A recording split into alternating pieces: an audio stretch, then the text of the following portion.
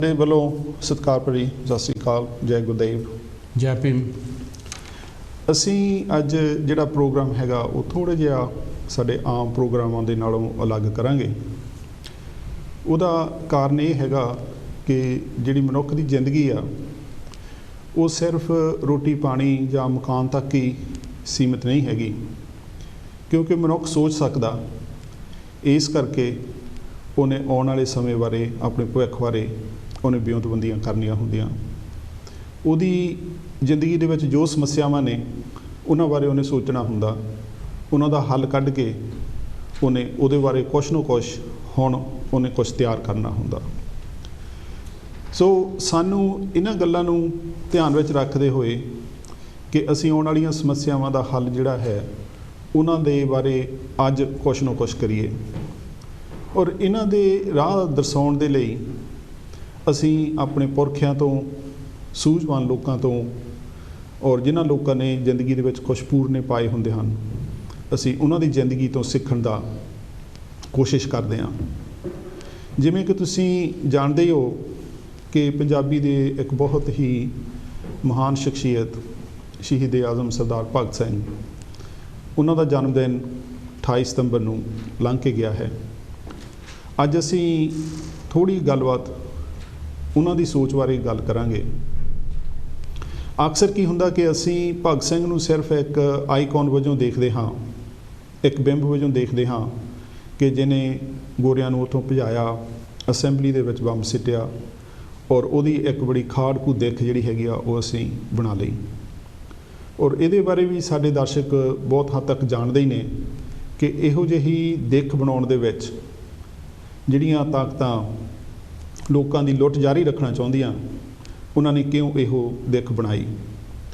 ਅੱਜ ਦੀ ਸਾਡੀ ਗੱਲਬਾਤ ਦਾ ਵਿਸ਼ਾ ਇਹੀ ਰਹੂਗਾ ਕਿ ਅਸੀਂ ਭਗਤ ਸਿੰਘ ਨੂੰ ਸਮਝੀਏ ਕਿ ਉਹਦੀ ਅਸਲ ਸੋਚ ਕੀ ਸੀ।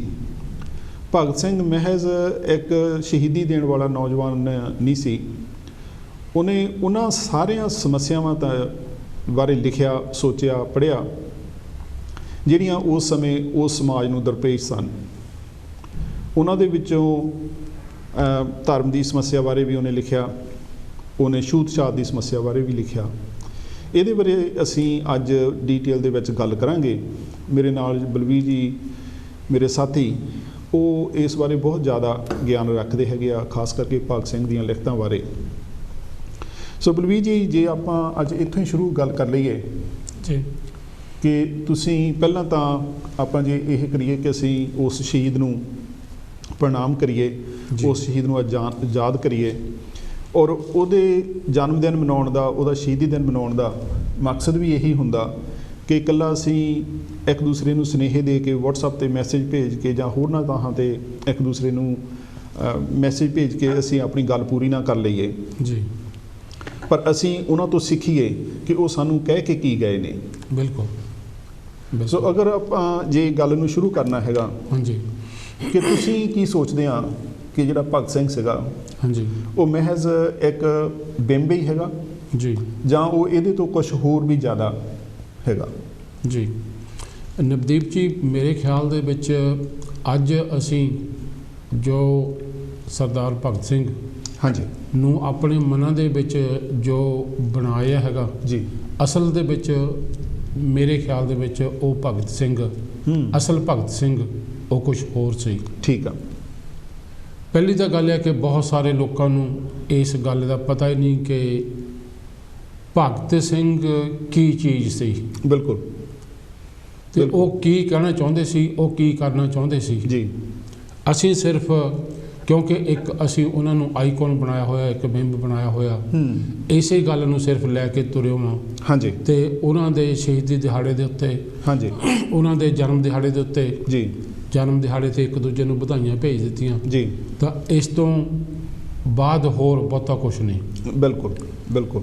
ਤੇ ਆਮ ਕਰਕੇ ਅਸੀਂ ਹਾਂਜੀ ਜੋ ਕੁਝ ਭਗਤ ਸਿੰਘ ਚਾਹੁੰਦੇ ਸੀ ਜੀ, ਉਹ ਤੋਂ ਉਲਟੀ ਕਰਦੇ ਹਾਂ। ਬਿਲਕੁਲ। ਕਿਉਂਕਿ ਉਹਨਾਂ ਦਾ ਜਿਹੜੀ ਉਹ ਭਗਤ ਸਿੰਘ ਇੱਕ ਸੋਚ ਸੀ ਜੀ, ਤੇ ਅਸੀਂ ਉਸੇ ਵੇਲੇ ਵਧਾਈਆਂ ਦੇ ਕੇ ਤਾਂ ਭਗਤ ਸਿੰਘ ਦੀ ਸੋਚ ਦੇ ਵਿਰੁੱਧ ਖਿਲਾਫ ਜਿਹੜੇ ਕੰਮ ਕਰਨੇ ਉਹ ਸ਼ੁਰੂ ਕਰ ਦਿੰਦੇ ਆ। ਬਿਲਕੁਲ। ਇੱਕ ਮੈਂ ਹੋਰ ਗੱਲ ਇਹ ਨਵਦੀਪ ਜੀ ਕਰਨੀ ਚਾਹੁੰਦਾ ਜੀ ਕਿ ਅੱਜ ਅਸੀਂ ਜਿਹੜੀ ਆਪਣੇ ਪ੍ਰੋਗਰਾਮ ਪਤੇ ਦੀ ਗੱਲ ਦੇ ਵਿੱਚ ਗੱਲਬਾਤ ਕਰਨ ਜਾ ਰਹੇ ਹਾਂ ਜੀ, ਇਹ ਜਿਹੜਾ ਇਸ਼ੂ ਆ, ਇਹ ਵਿਸ਼ਾ ਇਹ ਬਹੁਤ ਵਿਸ਼ਾਲ ਹੈ, ਬਹੁਤ ਵੱਡਾ ਜੀ। ਇਸ ਨੂੰ ਇੱਕ ਪ੍ਰੋਗਰਾਮ ਦੇ ਵਿੱਚ ਨਹੀਂ ਨਜਿੱਠਿਆ ਜਾ ਸਕਦਾ ਜਾਂ ਨਿਬੇੜਿਆ ਜਾ ਸਕਦਾ। ਬਿਲਕੁਲ। ਤੇ ਇਹ ਬਹੁਤ ਵੱਡਾ ਜਿਹੜਾ ਹੈਗਾ ਉਹ ਇਸ਼ੂ ਕਰਕੇ ਅਸੀਂ ਆਉਣ ਵਾਲੇ ਪ੍ਰੋਗਰਾਮਾਂ ਦੇ ਵਿੱਚ ਵੀ ਠੀਕ ਆ ਇਸ ਦੇ ਉੱਤੇ ਹੋਰ ਜਿਹੜੀ ਹੈਗੀ ਵਿਸਤਾਰ ਦੇ ਵਿੱਚ ਹੋਰ ਡੂੰਘਾਈ ਦੇ ਵਿੱਚ ਗੱਲਬਾਤ ਕਰਾਂਗੇ। ਤੇ ਅਸੀਂ ਜੀ ਮੇਰਾ ਖਿਆਲ ਜੇ ਆਪਾਂ ਇਹਨੂੰ ਇਦਾਂ ਵੀ ਕਹਿ ਲਈਏ ਜੀ ਕਿ ਭਗਤ ਸਿੰਘ ਐਡਾ ਵਸੀਹ ਆ ਜੀ, ਉਹਦੀ ਸੋਚ ਇੰਨੀ ਵਸੀਹ ਆ, ਐਡੀ ਵੱਡੀ ਆ ਹਾਂਜੀ, ਕਿ ਉਹਨੂੰ 1 ਘੰਟੇ ਦੇ ਪ੍ਰੋਗਰਾਮ ਦੇ ਵਿੱਚ ਸਮੇਟਣਾ ਜਿਹੜਾ ਹੈਗਾ ਹਾਂਜੀ ਉਹ ਸ਼ਾਇਦ ਕਿਸੇ ਦੇ ਵੱਸ ਦੀ ਗੱਲ ਨਾ ਹੋਵੇ। ਸੋ ਇਹ ਬੜਾ ਵਧੀਆ ਤੁਹਾਡਾ ਸੁਝਾਅ ਹੈਗਾ ਕਿ ਅਸੀਂ ਆਉਣ ਵਾਲੇ ਦਿਨਾਂ ਦੇ ਵਿੱਚ ਵੀ, ਆਉਣ ਵਾਲੇ ਹਫ਼ਤਿਆਂ ਦੇ ਵਿੱਚ ਵੀ ਇਹਦੇ ਬਾਰੇ ਜਿਹੜੀ ਹੈਗੀ ਆ ਉਹ ਗੱਲ ਕਰਦੇ ਰਹਾਂਗੇ। ਬਿਲਕੁਲ ਬਿਲਕੁਲ। ਤੇ ਅਸੀਂ ਜੇ ਨਵਦੀਪ ਜੀ ਇੱਥੋਂ ਗੱਲ ਸ਼ੁਰੂ ਕਰੀਏ ਹਾਂਜੀ ਕਿ ਜਿਸ ਵੇਲੇ ਸਰਦਾਰ ਭਗਤ ਸਿੰਘ ਨੂੰ ਹਾਂਜੀ ਜਿਹੜਾ ਫਾਂਸੀ ਦਾ ਹੁਕਮ ਹੋ ਗਿਆ ਸੀ ਜੀ, ਤੇ ਉਹਨਾਂ ਦਾ ਜਿਹੜਾ ਲਾਸਟ ਦਿਨ ਸੀ ਜੀ, ਤਾਂ ਉਹਨੇ ਜੋ ਕਰਮਚਾਰੀ ਜਿਹਨੂੰ ਕਿ ਬੋਗਾ ਦੇ ਨਾਮ ਦੇ ਨਾਲ ਜਾਣਿਆ ਜਾਂਦਾ ਸੀ, ਹਾਂਜੀ, ਤੇ ਉਸ ਨੂੰ ਕਿਹਾ ਕਿ ਮੇਰਾ ਅੱਜ ਜਿਹੜਾ ਖਾਣਾ ਹੈਗਾ ਆਖਰੀ ਖਾਣਾ ਉਹ ਤੁਸੀਂ ਆਪਣੇ ਹੱਥਾਂ ਦੇ ਨਾਲ ਤਿਆਰ ਕਰਨਾ। ਠੀਕ ਆ।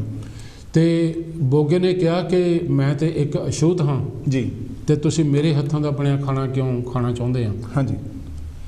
ਤੇ ਭਗਤ ਸਿੰਘ ਉਹਨਾਂ ਨੇ ਉਹ ਕਿਹਾ ਕਿ ਜੇ ਮੇਰੀ ਮਾਂ ਹਾਂਜੀ ਜੋ ਮੇਰਾ ਗੰਦ ਚੁੱਕਦੀ ਸੀ ਜੀ, ਜੋ ਮੈਨੂੰ ਸਾਫ਼ ਕਰਦੀ ਸੀ, ਹਾਂਜੀ, ਤੇ ਜੇ ਉਹ ਪਵਿੱਤਰ ਹੋ ਸਕਦੀ ਹੈ, ਜੇ ਉਹ ਸਾਫ਼ ਹੋ ਸਕਦੀ ਆ, ਬਿਲਕੁਲ, ਤਾਂ ਫਿਰ ਤੂੰ ਵੀ ਮੇਰਾ ਖਾਣਾ ਬਣਾ ਸਕਦਾ। ਹਾਂਜੀ। ਤੇ ਜੀ ਕੀ ਇਹ ਵੀ ਗੱਲ ਦਰੁਸਤ ਆ, ਮੈਂ ਕਿਤੇ ਇਹ ਰੈਫਰੈਂਸ ਪੜ੍ਹਿਆ ਜੀ ਕਿ ਜਿਹੜਾ ਭਗਤ ਸਿੰਘ ਸੀਗਾ ਉਹ ਬੋਗੇ ਨੂੰ ਆਪਣੀ ਬੇਬੇ ਕਹਿ ਕੇ ਬੁਲਾਉਂਦਾ ਸੀ। ਹਾਂਜੀ ਬਿਲਕੁਲ। ਜਦੋਂ ਜੇਲ੍ਹ ਦੇ ਵਿੱਚ ਸੀ ਕਰਕੇ ਉਹਦਾ ਸੈੱਲ ਜਿਹੜਾ ਸੀਗਾ ਉਹ ਸਾਫ਼ ਕਰਦਾ ਸੀ, ਉਹਦਾ ਮਲ ਮੂਤਰ ਜਿਹੜਾ ਸੀਗਾ ਉਹ ਬਾਹਰ ਸਿੱਟਦਾ ਸੀ ਲਿਜਾ ਕੇ। ਸੋ ਇਸ ਕਰਕੇ ਉਹਨੂੰ ਬੇਬੇ ਕਹਿ ਕੇ ਹੀ ਮੁਖਾਤਬ ਹੁੰਦਾ ਸੀ। ਇਹ ਗੱਲ ਦਰੁਸਤ ਆ? ਬਿਲਕੁਲ, ਕਿਉਂਕਿ ਭਗਤ ਸਿੰਘ ਹੋਰਾਂ ਨੇ ਉਸ ਨੂੰ ਆਪਣੀ ਮਾਂ ਦਾ ਦਰਜਾ ਦਿੱਤਾ। ਹਾਂਜੀ। ਕਿ ਜਿਸ ਤਰ੍ਹਾਂ ਇੱਕ ਮਾਂ ਬੱਚੇ ਦੀ ਦੇਖਭਾਲ ਕਰਦੀ ਆ ਜੀ, ਤੇ ਆਪਣੀ ਮਾਂ ਜਿਹੜੀ ਮਾਂ ਹੈਗੀ ਆ ਉਹ ਬੱਚੇ ਦਾ ਗੰਦ ਚੁੱਕਦੀ ਆ। ਹਾਂਜੀ। ਇਸੇ ਤਰ੍ਹਾਂ ਜਿਹੜਾ ਬੋਗਾ ਸੀਗਾ ਉਹ ਸਾਰੀ ਉਹਦੀ ਦੇਖਭਾਲ ਕਰਦਾ ਸੀ। ਇਸ ਕਰਕੇ ਉਸ ਨੂੰ ਉਹਨੇ ਉਹ ਮਾਂ ਦਾ ਦਰਜਾ ਦਿੱਤਾ। ਹਾਂਜੀ। ਤੇ ਇਹ ਕਹਿਣੇ ਦੇ ਵਿੱਚ ਇੱਕ ਇਹ ਵੀ ਮਕਸਦ ਸੀਗਾ ਕਿ ਇੱਕ ਉਹ ਇਕੱਲਾ ਇੱਕ ਸਫਾਈ ਕਰਮਚਾਰੀ ਨਹੀਂ ਸੀ ਜੀ, ਉਸ ਨੂੰ ਉਹਨਾਂ ਨੇ ਬਰਾਬਰਤਾ ਦਾ ਜਿਹੜਾ ਹੱਕ ਸੀਗਾ ਜੀ ਉਹ ਦੇਣ ਦੀ ਗੱਲ ਕੀਤੀ।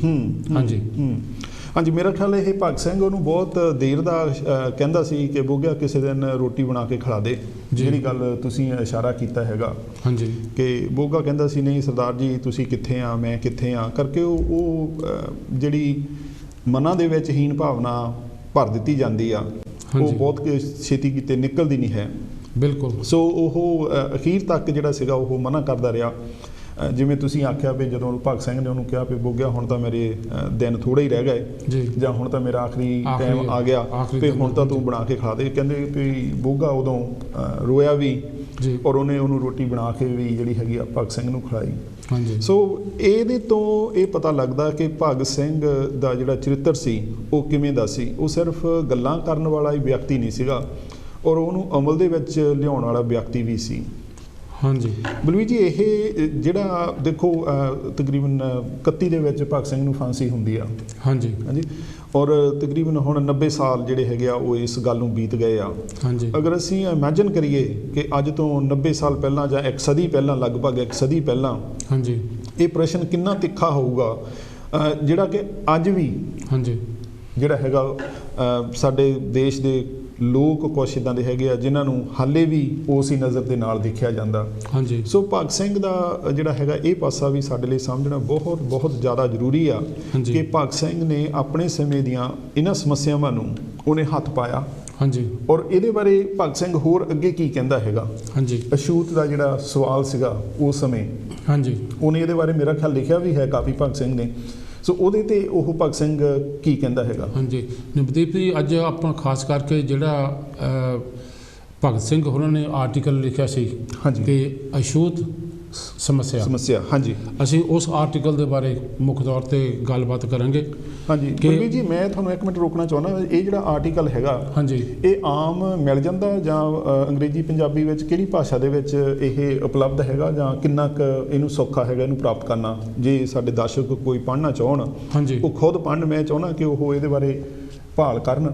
ਜੇ ਤੁਸੀਂ ਸਾਨੂੰ ਇਹਦੇ ਬਾਰੇ ਥੋੜ੍ਹੀ ਜਿਹੀ ਇਨਫੋਰਮੇਸ਼ਨ ਦੇ ਦਿਓ ਕਿ ਇਹ ਕਿੰਨੀ ਛੇਤੀ ਇੰਟਰਨੈਟ ਵਗੈਰਾ ਤੋਂ ਜਾਂ ਕਿਤੇ ਹੋਰ ਥਾਂ ਤੋਂ ਲੱਭ ਸਕਦਾ, ਤੇ ਤਾਂ ਕਿ ਸਾਡੇ ਦਰਸ਼ਕ ਹੈਗੇ ਆ ਉਹ ਇਹਨੂੰ ਪੜ੍ਹਨ ਔਰ ਸਮਝਣ ਕਿ ਭਗਤ ਸਿੰਘ ਅਸਲ ਦੇ ਵਿੱਚ ਕੀ ਸੀ। ਜੀ, ਇਹ ਨਵਦੀਪ ਜੀ, ਮੈਨੂੰ ਇਹ ਜਿਹੜਾ ਆਰਟੀਕਲ ਇੰਟਰਨੈਟ ਤੋਂ ਮਿਲਿਆ, ਅੱਛਾ ਜੀ, ਉਹ ਮੈਨੂੰ ਸਿਰਫ ਇਹ ਹਿੰਦੀ ਦੇ ਵਿੱਚ ਹੀ ਲੱਭਾ। ਅੱਛਾ ਜੀ। ਤੇ ਜਿੰਨੀ ਕੁ ਮੈਂ ਕੋਸ਼ਿਸ਼ ਕੀਤੀ ਮੈਨੂੰ ਉਹ ਪੰਜਾਬੀ ਦੇ ਵਿੱਚ ਨਹੀਂ ਮਿਲ ਸਕਿਆ ਜੀ, ਤੇ ਹਿੰਦੀ ਦੇ ਵਿੱਚ ਇਹ ਆਰਟੀਕਲ ਇੰਟਰਨੈਟ ਦੇ ਉੱਤੇ ਹੈਗਾ। ਅੱਛਾ ਜੀ। ਤੇ ਨਾਲ ਹੀ ਇਹ YouTube ਦੇ ਉੱਤੇ ਹਾਂਜੀ ਆਰਟੀਕਲ ਹੈਗਾ, ਉਹ ਕਿਸੇ ਨੇ ਪੜ੍ਹ ਕੇ ਹਾਂਜੀ ਉਹ ਜਿਹੜਾ ਹੈਗਾ ਆ ਉਹ ਰਿਕਾਰਡਿੰਗ ਕੀਤਾ ਹੋਇਆ। ਠੀਕ ਆ। ਤੇ ਉਹ ਬੜਾ ਸਾਫ਼ ਲਫ਼ਜ਼ਾਂ ਦੇ ਵਿੱਚ, ਸਾਫ਼ ਬੋਲੀ ਦੇ ਵਿੱਚ ਉਹ ਜਿਸ ਤਰ੍ਹਾਂ ਆਰਟੀਕਲ ਹੈਗਾ ਉਹ ਉਸੇ ਤਰ੍ਹਾਂ ਉਹ ਪੜ੍ਹਿਆ ਹੈਗਾ। ਠੀਕ ਆ। ਤਾਂ ਬੜੇ ਆਸਾਨੀ ਦੇ ਨਾਲ ਉਹ ਸਮਝਣ ਯੋਗ ਹੈਗਾ। ਠੀਕ ਆ। ਹਾਂਜੀ, ਇਹ ਤਾਂ ਬਹੁਤ ਵਧੀਆ ਉਦਮ ਹੈਗਾ ਕਿ ਕਿਸੇ ਨੇ ਜਿਹੜਾ ਵੀ ਇਹ ਉਦਮ ਕੀਤਾ ਹੈ ਜੀ, ਬਿਲਕੁਲ, ਉਹਨੂੰ ਆਵਾਜ਼ ਦੇ ਕੇ ਜਿਹੜਾ ਹੈਗਾ ਉਹ ਲੋਕਾਂ ਤੱਕ ਪਹੁੰਚਾਉਣ ਦਾ ਇੱਕ ਸਾਧਨ ਜਿਹੜਾ ਹੈਗਾ ਉਹਨਾਂ ਨੇ ਮੁਹੱਈਆ ਕੀਤਾ। ਤੇ ਨਾਲ ਹੀ ਨਾਲ ਇਹ ਇੰਗਲਿਸ਼ ਦੇ ਵਿੱਚ ਵੀ ਮਿਲ ਜਾਂਦਾ। ਅੱਛਾ ਜੀ। ਇੰਟਰਨੈਟ ਦੇ ਉੱਤੇ ਤਾਂ ਉਹ ਵੀ ਜਿਹੜਾ ਇਹ ਆਰਟੀਕਲ ਇਹ ਆਉਂਦਾ ਹੈਗਾ ਇੰਟਰਨੈਟ ਦੇ ਉੱਤੇ, ਪ੍ਰੋਬਲਮ ਆਫ ਅਨਟਚੇਬਿਲਿਟੀ। ਅੱਛਾ ਜੀ।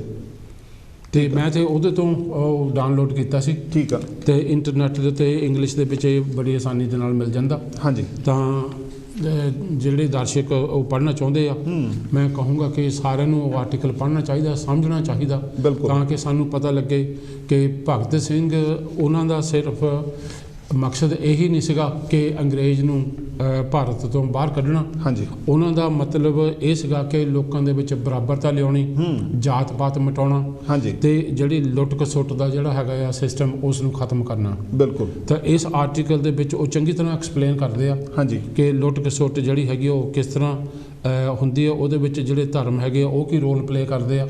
ਹਾਂਜੀ ਬਲਵੀਰ ਜੀ, ਹੁਣ ਇਹ ਤੁਸੀਂ ਮੇਰਾ ਖਿਆਲ ਇਹ ਬੜਾ ਜਿਹੜਾ ਰੈਲੇਵੈਂਟ ਸਵਾਲ ਹੈਗਾ, ਇਹ ਅੱਜ ਵੀ ਹੈਗਾ ਜੀ ਸਾਡੇ ਸਾਹਮਣੇ, ਕਿ ਜਿਹੜੀ ਅੱਜ ਕੱਲ੍ਹ ਪੋਲੀਟਿਕਸ ਖੇਲੀ ਜਾ ਰਹੀ ਆ, ਜਿਹੜੀ ਸਾਡੇ ਪੰਜਾਬ ਦੇ ਵਿੱਚ ਵੀ ਅਨਫੋਲਡ ਹੋ ਰਹੀ ਆ। ਸੋ ਤੁਸੀਂ ਜੇ ਥੋੜ੍ਹਾ ਜਿਹਾ ਇਹਨੂੰ ਵਿਸਥਾਰ ਦਿਓ ਜਾਂ ਸੌਖੇ ਸ਼ਬਦਾਂ ਦੇ ਵਿੱਚ ਜਿਹੜਾ ਹੈਗਾ ਸਾਡੇ ਦਰਸ਼ਕਾਂ ਨਾਲ ਸਾਂਝਾ ਕਰੋ, ਤਾਂ ਕਿ ਇਹ ਗੱਲ ਜਿਹੜੀ ਹੈਗੀ, ਜੇ ਸਾਡੇ ਦਰਸ਼ਕ ਮੰਨ ਲਓ ਜੇ ਹੁਣ ਸਿੱਧਾ ਤੌਰ 'ਤੇ ਨਹੀਂ ਪੜ੍ਹ ਸਕਦੇ, ਤੇ ਹੋ ਸਕਦਾ ਸਾਡਾ ਪ੍ਰੋਗਰਾਮ ਦੇਖ ਕੇ ਉਹ ਇਹਦੇ ਬਾਰੇ ਹੋਰ ਥੋੜ੍ਹਾ ਜਾਣਕਾਰੀ ਹਾਸਲ ਕਰ ਸਕਣ। ਹਾਂਜੀ, ਇਹ ਪਹਿਲਾਂ ਤਾਂ ਨਵਦੀਪ ਜੀ, ਇਹ ਹੁਣ ਕਿਉਂਕਿ ਆਰਟੀਕਲ ਬਹੁਤ, ਜਿਸ ਤਰ੍ਹਾਂ ਅਸੀਂ ਪਹਿਲਾਂ ਗੱਲ ਕੀਤੀ ਆ ਜੀ, ਕਿ ਇਸ ਦੀ ਇੱਕ ਕੱਲੀ ਜਿਹੜੀ ਲਾਈਨ ਹੈਗੀ ਆ, ਕੱਲੀ ਗੱਲ ਬਹੁਤ ਡੂੰਘਾਈ ਦੇ ਵਿੱਚ ਸਾਨੂੰ ਸਮਝਣ ਦੀ ਜ਼ਰੂਰਤ ਹੈਗੀ ਆ। ਤੇ ਅੱਜ ਦੇ ਦੌਰ ਦੇ ਵਿੱਚ ਜੇ ਅਸੀਂ ਦੇਖੀਏ ਕਿ ਲੋਕਾਂ ਨੂੰ ਜਾਤਾਂ ਪਾਤਾਂ ਦੇ ਵਿੱਚ ਵੰਡ ਕੇ, ਧਰਮਾਂ ਦੇ ਵਿੱਚ ਵੰਡ ਕੇ, ਤਾਂ ਲੋਕਾਂ ਦਾ ਜਿਹੜਾ ਹੈਗਾ ਆ ਉਹ ਨਜਾਇਜ਼ ਜਿਹੜਾ ਉਹ ਫਾਇਦਾ ਉਠਾਇਆ ਜਾ ਰਿਹਾ ਜੀ, ਆਪਣੇ ਮਕਸਦ ਦੇ ਵਾਸਤੇ ਜੀ। ਤੇ ਆਪਣੇ ਜਿਹੜੇ ਹੈਗੇ ਲੋਕਾਂ ਨੂੰ ਜਿਸ ਤਰ੍ਹਾਂ ਕਿ ਆਪਣੀ ਆਈਟਮ ਸਮਝਿਆ ਜਾਂਦਾ ਕਿ ਅਸੀਂ ਜਿੱਦਾਂ ਉਹਨਾਂ ਨੂੰ ਚਾਹੀਏ ਲੋਕਾਂ ਨੂੰ ਉਸ ਤਰ੍ਹਾਂ ਅਸੀਂ ਵਰਤ ਸਕਦੇ ਹਾਂ। ਤੇ ਜਿਸ ਤਰ੍ਹਾਂ ਕਿ ਇਸ ਆਰਟੀਕਲ ਦੇ ਵਿੱਚ ਸਰਦਾਰ ਭਗਤ ਸਿੰਘ ਲਿਖਦੇ ਆ ਹਾਂਜੀ, ਕਿ ਜਿਸ ਵੇਲੇ ਜਿਹੜੇ ਆਰੀਆ ਲੋਕ ਜਿਹੜਾ ਉਹ ਆਏ, ਤਾਂ ਉਸ ਵੇਲੇ ਉਹ ਜਦੋਂ ਉਹਨਾਂ ਨੇ ਜਿਹੜਾ ਜਾਤਾਂ ਪਾਤਾਂ ਦਾ ਜਿਹੜਾ ਸਿਸਟਮ ਹੈਗਾ ਉਹ ਸੈਟਅਪ ਕੀਤਾ ਜੀ, ਤੇ ਉਹਨਾਂ ਨੂੰ ਇਹ ਵੀ ਪਤਾ ਸੀਗਾ ਕਿ ਇਹ ਜਿਹੜੇ ਲੋਕ ਹੈਗੇ ਆ ਇਹ ਮੁੜ ਕੇ ਉੱਭਰਨਗੇ ਵੀ, ਤਾਂ ਇਹ ਬਗਾਵਤ ਵੀ ਕਰਨਗੇ ਜੀ। ਤਾਂ ਇਸ ਵਾਸਤੇ ਉਹਨਾਂ ਨੇ ਇਹ ਜਿਹੜਾ ਸੀਗਾ ਪਿਛਲੇ ਜਨਮਾਂ ਦਾ, ਤੇ ਇਹ ਉਹਨਾਂ ਨੇ ਜਿਹੜਾ ਕਨਸੈਪਟ ਹੈਗਾ ਇਹ ਗੱਲਬਾਤ ਸ਼ੁਰੂ ਕੀਤੀ ਕਿ ਜੋ ਕੁਝ ਤੁਹਾਡੇ ਨਾਲ ਵਾਪਰ ਰਿਹਾ ਇਹ ਤੁਹਾਡੇ ਪਿਛਲੇ ਜਨਮਾਂ ਦੇ ਜਿਹੜਾ ਉਹ ਕਰਮ ਸੀਗੇ ਉਹਨਾਂ ਦੇ ਕਰਕੇ ਆ ਜੀ, ਤਾਂ ਕਿ ਜਿਹੜੇ ਲੋਕੀ ਹੈਗੇ ਉਹ ਉਹਦੇ ਵਿੱਚੋਂ ਨਿਕਲ ਨਾ ਸਕਣ, ਉਹਦੇ ਵਿੱਚ ਹੀ ਫਸੇ ਰਹਿਣ। ਤੇ ਨਵਦੀਪ ਜੀ, ਅੱਜ ਵੀ ਤੁਸੀਂ ਕੋਈ ਵੀ ਧਰਮ ਲੈ ਲਓ ਜੀ, ਤਾਂ ਇਹੀ ਗੱਲ ਪ੍ਰਚਾਰੀ ਜਾਂਦੀ ਆ, ਇਹੀ ਗੱਲ ਮੁੱਖ ਤੌਰ ਤੇ ਕਹੀ ਜਾਂਦੀ ਆ ਕਿ ਕਿਉਂਕਿ ਤੁਹਾਡੇ ਜਿਹੜੇ ਅਗਲਾ ਜਨਮ ਤੁਸੀਂ ਆਪਣਾ ਸੁਧਾਰੋ, ਆਹ ਜਿਹੜਾ ਜਨਮ ਹੈਗਾ ਇਹਦੇ ਵਿੱਚ ਜੋ ਕੁਝ ਪਿਛਲੇ ਜਨਮਾਂ ਦਾ ਲਿਖਿਆ ਹੈਗਾ ਜਿੱਦਾਂ ਲਿਖੀ ਹੋਗੀ ਉਹੀ ਤੁਹਾਨੂੰ ਮਿਲੇਗਾ ਜੀ। ਲੇਕਿਨ ਜਿਹੜੇ ਭਗਤ ਸਿੰਘ ਹੁਣੀ ਆ ਉਹ ਕਹਿੰਦੇ ਕਿ ਇਹ ਇਸ ਤਰ੍ਹਾਂ ਨਹੀਂ ਹੈਗਾ। ਹਾਂਜੀ, ਇਹਦੇ ਬਾਰੇ ਅਸੀਂ ਹੋਰ ਲੇਟਰ ਔਨ ਜਾ ਕੇ ਗੱਲ ਕਰਾਂਗੇ ਕਿ ਜਿਹੜੀਆਂ ਸਾਰੀਆਂ ਸਮੱਸਿਆਵਾਂ ਹੈਗੀਆਂ ਕਿ ਇੱਕ ਜਿਹੜਾ ਲੁੱਟਣ ਵਾਲਾ ਤੇ ਲੁੱਟ ਹੋਣ ਵਾਲਾ ਕੌਣ ਹੈਗਾ, ਕਿ ਉਹ ਕਿਸ ਤਰ੍ਹਾਂ ਲੁੱਟ ਰਹੇ ਆ ਤੇ ਕੌਣ ਉਹਨਾਂ ਨੂੰ ਲੁੱਟਣ ਵਾਲਾ ਹੈਗਾ। ਹਾਂਜੀ ਬਲਵੀਰ ਜੀ, ਮੇਰਾ ਖਿਆਲ ਆਪਾਂ ਨੂੰ ਇੱਕ ਗੱਲ ਜ਼ਰੂਰ ਇੱਥੇ ਸਪਸ਼ਟ ਕਰ ਦੇਣੀ ਚਾਹੀਦੀ ਆ। ਸਾਡਾ ਮਕਸਦ ਕਿਸੇ ਧਰਮ ਪ੍ਰਤੀ ਜਾਂ ਕਿਸੇ ਸਮਾਜ ਪ੍ਰਤੀ ਜਾਂ ਕਿਸੇ ਸਮਾਜ ਦੇ ਗਰੁੱਪ ਪ੍ਰਤੀ ਜਾਂ ਕਿਸੇ ਵਿਅਕਤੀ ਪ੍ਰਤੀ ਉਹਨਾਂ ਦੇ ਵਿਰੁੱਧ ਇਹ ਸਾਡੇ ਅੱਜ ਦਾ ਵਿਸ਼ਾ ਨਹੀਂ ਹੈਗਾ। ਸਾਡੀ ਕੋਈ ਇਹ ਭਾਵਨਾ ਨਹੀਂ ਹੈਗੀ ਕਿ ਅਸੀਂ ਕਿਸੇ ਧਰਮ ਬਾਰੇ ਜਾਂ ਕਿਸੇ ਧਰਮ ਨੂੰ ਉੱਚਾ ਜਾਂ ਘਟੀਆ ਜਾਂ ਨਾ ਉਹਨੂੰ ਮੰਨਣ ਵਾਲਾ ਜਿਹੜਾ ਹੈਗਾ ਉਹ ਸ਼ੋਅ ਕਰਨਾ ਹੈਗਾ। ਸਾਡਾ ਤਾਂ ਮਕਸਦ ਸਿਰਫ ਇਹ ਹੈਗਾ ਕਿ ਅਸੀਂ ਇਹ ਜਿਹੜੀ ਡਿਸਕਸ਼ਨ ਆ, ਇਹ ਜਿਹੜੀ ਵਿਚਾਰ ਚਰਚਾ ਆ, ਇਹ ਅਸੀਂ ਆਪਣੇ ਭਾਈਚਾਰੇ ਦੇ ਵਿੱਚ ਤੋਰੀਏ ਤਾਂ ਕਿ ਜਿਹੜੀ ਸਾਡੀ ਸਮਝ ਆ ਉਹ ਵਧੀਆ ਹੋ ਸਕੇ। ਅਸੀਂ ਸਿਰਫ ਇਹਨਾਂ ਮਹਾਨ ਪੁਰਖਿਆਂ ਦੇ, ਇਹਨਾਂ ਮਹਾਨ ਸ਼ਹੀਦਾਂ ਦੀ ਸਿਰਫ ਮੈਸੇਜਾਂ ਤੱਕ ਹੀ ਇਹਨਾਂ ਨੂੰ ਮਹਿਦੂਦ ਨਾ ਕਰ ਦਈਏ, ਉੱਥੇ ਤੱਕ ਹੀ ਇਹਨਾਂ ਨੂੰ ਬੰਦ ਨਾ ਕਰ ਦਈਏ, ਪਰ ਅਸੀਂ ਇਹਨਾਂ ਨੂੰ ਜ਼ਰੂਰ ਸਮਝੀਏ। ਜਿਹੜੀ ਗੱਲ ਇੱਕ ਬਲਵੀਰ ਜੀ ਭਗਤ ਸਿੰਘ ਦੀ ਹੋਰ ਵੀ ਬੜੀ ਜਿਹੜੀ ਹੈਗੀ ਆ ਪ੍ਰਚਲਿਤ ਹੈਗੀ ਆ। ਕਹਿੰਦੇ ਕਿ ਜਦੋਂ ਭਗਤ ਸਿੰਘ ਨੂੰ ਫਾਂਸੀ ਦੇਣ ਦਾ ਸਮਾਂ ਹੋਇਆ ਤੇ ਉਹ ਕਿਤਾਬ ਪੜ੍ਹ ਰਿਹਾ ਸੀ ਜੀ, ਔਰ ਸਵਾਦ ਦੀ ਗੱਲ ਇਹ ਆ ਕਿ ਜਦੋਂ ਉਹਨੂੰ ਲੈਣ ਆਏ ਉਹਦੀ ਕੋਠਰੀ ਦੇ ਵਿੱਚੋਂ ਤੇ ਉਹਨੂੰ ਕਿਹਾ ਵੀ ਭਗਤ ਸਿੰਘ ਤੇਰਾ ਹੁਣ ਟਾਈਮ ਹੋ ਗਿਆ ਫਾਂਸੀ ਦਾ, ਵੀ ਚੱਲ ਆ ਚਲੀਏ। ਔਰ ਕਹਿੰਦੇ ਭਗਤ ਸਿੰਘ ਨੇ ਕਿਤਾਬ ਬੰਦ ਨਹੀਂ ਕੀਤੀ। ਬੰਦ ਕਰਨ ਤੋਂ ਮਤਲਬ ਉਹਨੇ ਪਹਿਲਾਂ ਇੱਕ ਸਫ਼ਾ ਜਿਹੜਾ ਸੀਗਾ, ਜਿਸ ਸਫ਼ੇ ਤੇ ਉਹ ਕਿਤਾਬ ਪੜ੍ਹ ਰਿਹਾ ਸੀ, ਉਹ ਕਿਤਾਬ ਦਾ ਪੰਨਾ ਜਿਹੜਾ ਹੈਗਾ ਥੋੜ੍ਹਾ ਜਿਹਾ ਮੋੜ ਕੇ ਉਸ ਕਿਤਾਬ ਨੂੰ ਬੰਦ ਕੀਤਾ। ਸੋ ਉਹਦਾ ਮਤਲਬ ਜਿਹੜਾ ਹੈਗਾ ਇਹ ਹੈਗਾ ਕਿ ਇੱਕ ਉਮੀਦ ਹੁੰਦੀ ਆ ਕਿ ਤੁਸੀਂ ਇਹਨੂੰ ਮੁੜ ਕੇ ਆ ਕੇ ਫਿਰ ਜਿਹੜਾ ਛੋਹਣਾ ਹੈਗਾ। ਸੋ ਭਗਤ ਸਿੰਘ ਦਾ ਇੱਕ ਇਹ ਵੀ ਅਸ਼ੋਪਲੇ ਜਿਹਾ ਇਹ ਮੈਸੇਜ ਸੀਗਾ, ਸਾਨੂੰ ਸੁਨੇਹਾ ਸੀਗਾ ਕਿ ਜਿੱਥੋਂ ਮੈਂ ਛੱਡ ਚੱਲਿਆ ਤੁਸੀਂ ਆਪਣੀ ਸਮਝ ਜਿਹੜੀ ਹੈਗੀ ਆ ਉੱਥੋਂ ਸ਼ੁਰੂ ਕਰੋ। ਸੋ ਇਸ ਆਰਟੀਕਲ ਦੇ ਵਿੱਚ ਹੋਰ ਕੀ ਹੈਗਾ ਜਿਹੜਾ ਸਾਡੇ ਸਮਝਣਯੋਗ ਹੈਗਾ ਜਾਂ ਸਾਨੂੰ ਜਿਹੜਾ ਨੁਕਤਾ ਹੈਗਾ ਉਹ ਇਸ ਤੋਂ ਗ੍ਰਹਿਣ ਕਰਨਾ ਚਾਹੀਦਾ? ਜੀ ਨਵਦੀਪ ਜੀ, ਜਿਸ ਤਰ੍ਹਾਂ ਆਪਾਂ ਪਹਿਲਾਂ ਗੱਲ ਕੀਤੀ ਆ ਕਿ ਸਾਡਾ ਜਿਹੜਾ ਮਕਸਦ ਕਿਸੇ ਦੇ ਵੀ ਭਾਵਨਾਵਾਂ ਨੂੰ ਠੇਸ ਪਹੁੰਚਾਉਣ ਦਾ ਨਹੀਂ, ਬਿਲਕੁਲ, ਲੇਕਿਨ ਜਿੰਨੀ ਦੇਰ ਤੱਕ ਅਸੀਂ ਜਿਹੜੀ ਅਸਲ ਸਮੱਸਿਆਵਾਂ ਹੈਗੀਆਂ ਜੀ, ਜੇ ਅਸੀਂ ਜਿੱਦਾਂ ਕਹਿੰਦੇ ਹੁੰਦੇ ਆ ਕਿ ਤੁਸੀਂ ਕੂੜੇ ਨੂੰ ਸੰਭਰ ਕੇ ਕਾਰਪੇਟ ਦੇ ਥੱਲੇ ਸਿੱਟੀ ਜਾਓ ਜੀ, ਜਾਂ ਤੁਸੀਂ ਖਤਰੇ ਨੂੰ ਦੇਖ ਕੇ ਤੁਸੀਂ ਆਪਣਾ ਜਿਹੜਾ ਸਿਰ ਹੈਗਾ ਆ ਉਹ ਲੁਕੋ ਲਓ, ਹਾਂਜੀ, ਤਾਂ ਉਹਦੇ ਨਾਲ ਕੋਈ ਸਾਡਾ ਫਾਇਦਾ ਨਹੀਂ ਹੋਣ ਲੱਗਾ। ਬਿਲਕੁਲ ਕਿ ਜਿਹੜੀਆਂ ਸਮੱਸਿਆਵਾਂ ਹੈਗੀਆਂ ਉਸ ਨੂੰ ਸੱਚਾਈ ਦੇ ਤੌਰ ਤੇ ਲੈ ਕੇ ਉਹਨਾਂ ਦਾ ਸਾਹਮਣਾ ਕਰਾਂਗੇ, ਬਿਲਕੁਲ, ਤਾਂ ਉਹਦੇ ਬਾਰੇ ਕੁਝ ਕੀਤਾ ਜਾ ਸਕਦਾ, ਕੁਝ ਹੋ ਸਕਦਾ। ਹਾਂਜੀ, ਤੇ ਜੇ ਅਸੀਂ ਸਹੀ ਨੂੰ ਸਹੀ ਨਾ ਕਵਾਂਗੇ, ਗਲਤ ਨੂੰ ਗਲਤ ਨਾ ਕਵਾਂਗੇ, ਬਿਲਕੁਲ, ਤੇ ਫਿਰ ਤਾਂ ਜਿੱਥੇ ਜਿਹੜੀ ਲੁੱਟ ਖਸੁੱਟ ਹੋ ਰਹੀ ਆ ਤੇ ਜਿਹੜੇ ਗਰੀਬ ਹੈਗੇ ਆ, ਜਿਹੜੀਆਂ ਜਾਤਾਂ ਪਾਤਾਂ ਹੈਗੀਆਂ ਉਹ ਉੱਥੇ ਦੀਆਂ ਉੱਥੇ ਬਿਲਕੁਲ ਰਹਿਣਗੀਆਂ। ਬਿਲਕੁਲ, ਸਾਨੂੰ ਉਹਦਾ ਵਿਸ਼ਲੇਸ਼ਣ ਕਰਨਾ ਪੈਣਾ, ਉਹਦੇ ਬਾਰੇ ਸੋਚ ਵਿਚਾਰ ਕਰਨੀ ਪੈਣੀ ਆ ਜੀ ਕਿ ਅਸੀਂ ਕਿੱਥੇ, ਸਾਡੇ ਨਾਲ ਕੀ ਹੋ ਰਿਹਾ, ਅਸੀਂ ਕਿੱਥੇ ਖੜੇ ਆ ਤੇ ਸਾਨੂੰ ਅੱਗੇ ਕੀ ਕਰਨਾ ਚਾਹੀਦਾ। ਬਿਲਕੁਲ, ਤੇ ਇਸੇ ਆਰਟੀਕਲ ਦੇ ਵਿੱਚ ਜਿਹੜੇ ਭਗਤ ਸਿੰਘ ਹੁਣ ਉਹ ਦੱਸਦੇ ਆ ਕਿ ਸਾਨੂੰ ਕੀ ਕਰਨਾ ਚਾਹੀਦਾ। ਹਾਂਜੀ, ਜੇ ਅਸੀਂ ਦੇਖੀਏ ਕਿ ਦੇਖੋ ਗਰੀਬ ਜਿਹੜੀਆਂ ਛੋਟੀਆਂ ਜਾਤਾਂ ਵਾਲੇ ਆਮ ਕਰਕੇ ਉਹ ਗਰੀਬ ਪਾਏ ਜਾਂਦੇ ਆ ਜੀ। ਇਹਦਾ ਮਤਲਬ ਇਹ ਨਹੀਂ ਹੈਗਾ ਕਿ ਜਿਹੜਾ ਵੀ ਸੋ ਕੋਲ ਉੱਚੀਆਂ ਜਾਤਾਂ ਵਾਲੇ ਹੈਗੇ ਆ, ਜਾਤ ਦੇ ਲੋਕ ਹੈਗੇ ਆ, ਉਹਨਾਂ ਦੇ ਵਿੱਚ ਗਰੀਬ ਨਹੀਂ ਹੈਗੇ ਜੀ, ਉਹਨਾਂ ਦੇ ਵਿੱਚ ਵੀ ਗਰੀਬ ਲੋਕੀ ਹੈਗੇ ਆ।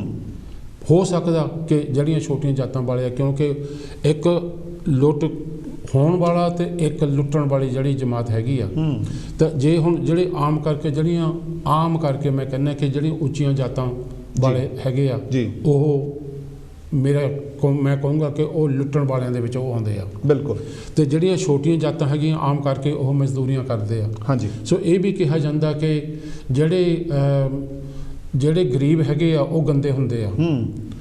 ਜੇ ਅਸੀਂ ਇਹ ਸੋਚੀਏ ਕਿ ਕਿਸੇ ਵੀ ਜਮਾਤ ਦਾ ਜਾਂ ਕਿਸੇ ਵੀ ਜਾਤ ਦਾ ਕੋਈ ਵੀ ਗਰੀਬ ਬੰਦਾ ਹੋਵੇ, ਉਹ ਵੀ ਉਨਾ ਹੀ ਗੰਦਾ ਹੋਣਾ ਜਿੰਨਾ ਕੋਈ ਇੱਕ ਗਰੀਬ ਦੂਸਰੇ ਦੇ ਵਿੱਚੋਂ ਜਾਂ ਛੋਟੀ ਜਾਤ ਦੇ ਵਿੱਚੋਂ ਜੇ ਕੋਈ ਬੰਦਾ ਹੈਗਾ ਜਾਂ ਪ੍ਰਾਣੀ ਹੈਗਾ, ਉਹ ਵੀ ਉਨਾ ਹੀ ਗਰੀਬ ਹੋਣਾ। ਤਾਂ ਇਸ ਕਰਕੇ ਅਸੀਂ ਇਹ ਨਹੀਂ ਕਿਹਾ ਜਾ ਸਕਦਾ।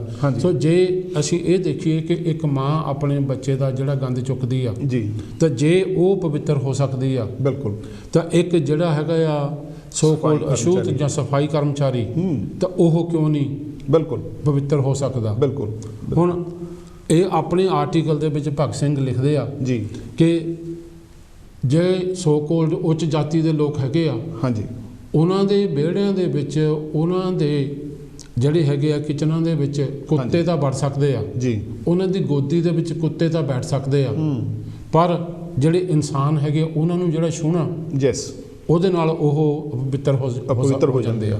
ਹਾਂਜੀ ਤਾਂ ਅਸੀਂ ਇਹ ਹੁਣ ਦੇਖਦੇ ਜਿਹੜਾ ਅੱਜ ਵੀ ਚੱਲਦਾ ਕਿ ਬਹੁਤ ਸਾਰੇ ਜਿਹੜੇ ਹੈਗੇ ਆ, ਜਿਹੜੇ ਸਾਡੇ ਲੀਡਰਸ ਹੈਗੇ ਆ ਉਹ ਹਾਰ ਪਾਉਣ ਨੂੰ ਤਾਂ ਮੋਹਰੇ ਹੋ ਜਾਂਦੇ ਆ, ਵੋਟਾਂ ਲੈਣ ਨੂੰ ਤਾਂ ਉਹ ਮੋਹਰੇ ਹੁੰਦੇ ਆ।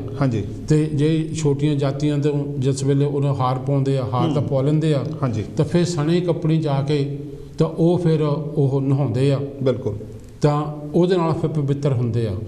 ਤਾਂ ਜੇ ਕਿਤੇ ਕੋਈ ਜਿਹੜਾ ਛੋਟੀ ਜਾਤੀ ਦਾ ਬੰਦਾ ਉਹਨਾਂ ਦੇ ਵਿਹੜੇ ਦੇ ਵਿੱਚ ਵੜ ਵੀ ਜਾਵੇ ਤਾਂ ਬਹੁਤ ਸਾਰੇ ਲੋਕੀ ਜਿਹੜੇ ਹੈਗੇ ਆ ਤਾਂ ਉਹ ਕੀ ਕਰਦੇ ਆ, ਉਹ ਪਸ਼ੂ ਦੇ ਜਿਹੜਾ ਗੋਹੇ ਦੇ ਨਾਲ ਉਹ ਲੇਪ ਕਰਦੇ ਆ, ਉਹਦੇ ਨਾਲ ਇਹ ਸਮਝਦੇ ਆ ਕਿ ਉਹ ਪਵਿੱਤਰ ਜਿਹੜਾ ਕੀਤਾ ਜਾ ਸਕਦਾ ਹੋ ਜਾਂਦਾ।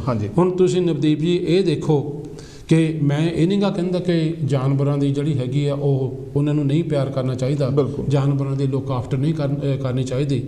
ਤੁਸੀਂ ਅੱਜ ਦੇ ਜ਼ਮਾਨੇ ਦੇ ਵਿੱਚ ਹੁਣੇ ਦੇਖ ਲਓ ਕਿ ਭਾਰਤ ਦੇ ਵਿੱਚ ਕੀ ਰਿਹਾ। ਬਿਲਕੁਲ, ਅਸੀਂ ਹੁਣ ਗਊ ਨੂੰ ਗਊ ਮਾਤਾ ਤਾਂ ਕਹਿੰਦੇ ਹਾਂ। ਬਿਲਕੁਲ, ਹੁਣ ਇਹ ਤੁਸੀਂ ਆਪ ਦੇਖੋ ਕਿ ਜਿਹੜੀਆਂ ਅੱਜ ਮੀਡੀਆ ਦੇ ਉੱਤੇ ਤੁਸੀਂ ਸਾਫ਼ ਦੇਖ ਸਕਦੇ ਆ ਕਿ ਸ਼ਹਿਰਾਂ ਦੇ ਵਿੱਚ, ਪਿੰਡਾਂ ਦੇ ਵਿੱਚ ਕਿੱਦਾਂ ਉਹਨਾਂ ਨੇ ਧਮੱਚੜ ਮਚਾਇਆ ਹੈਗਾ, ਬਿਲਕੁਲ, ਕਿੰਨਾ ਉਹ ਨੁਕਸਾਨ ਕਰਦੇ ਆ। ਹੁਣ ਗਊ ਮਾਤਾ ਦੇ ਨਾਂ ਦੇ ਉੱਤੇ ਉਹ ਜਿਹੜੀ ਹੈਗੀ ਆ ਉਹ ਟੈਕਸ ਵੀ ਲਾਏ ਹੈਗੇ ਆ, ਫਿਰ ਵੀ ਉਹਨਾਂ ਦੀ ਲੁੱਕ ਆਫਟਰ ਨਹੀਂ ਕੀਤੀ ਜਾਂਦੀ।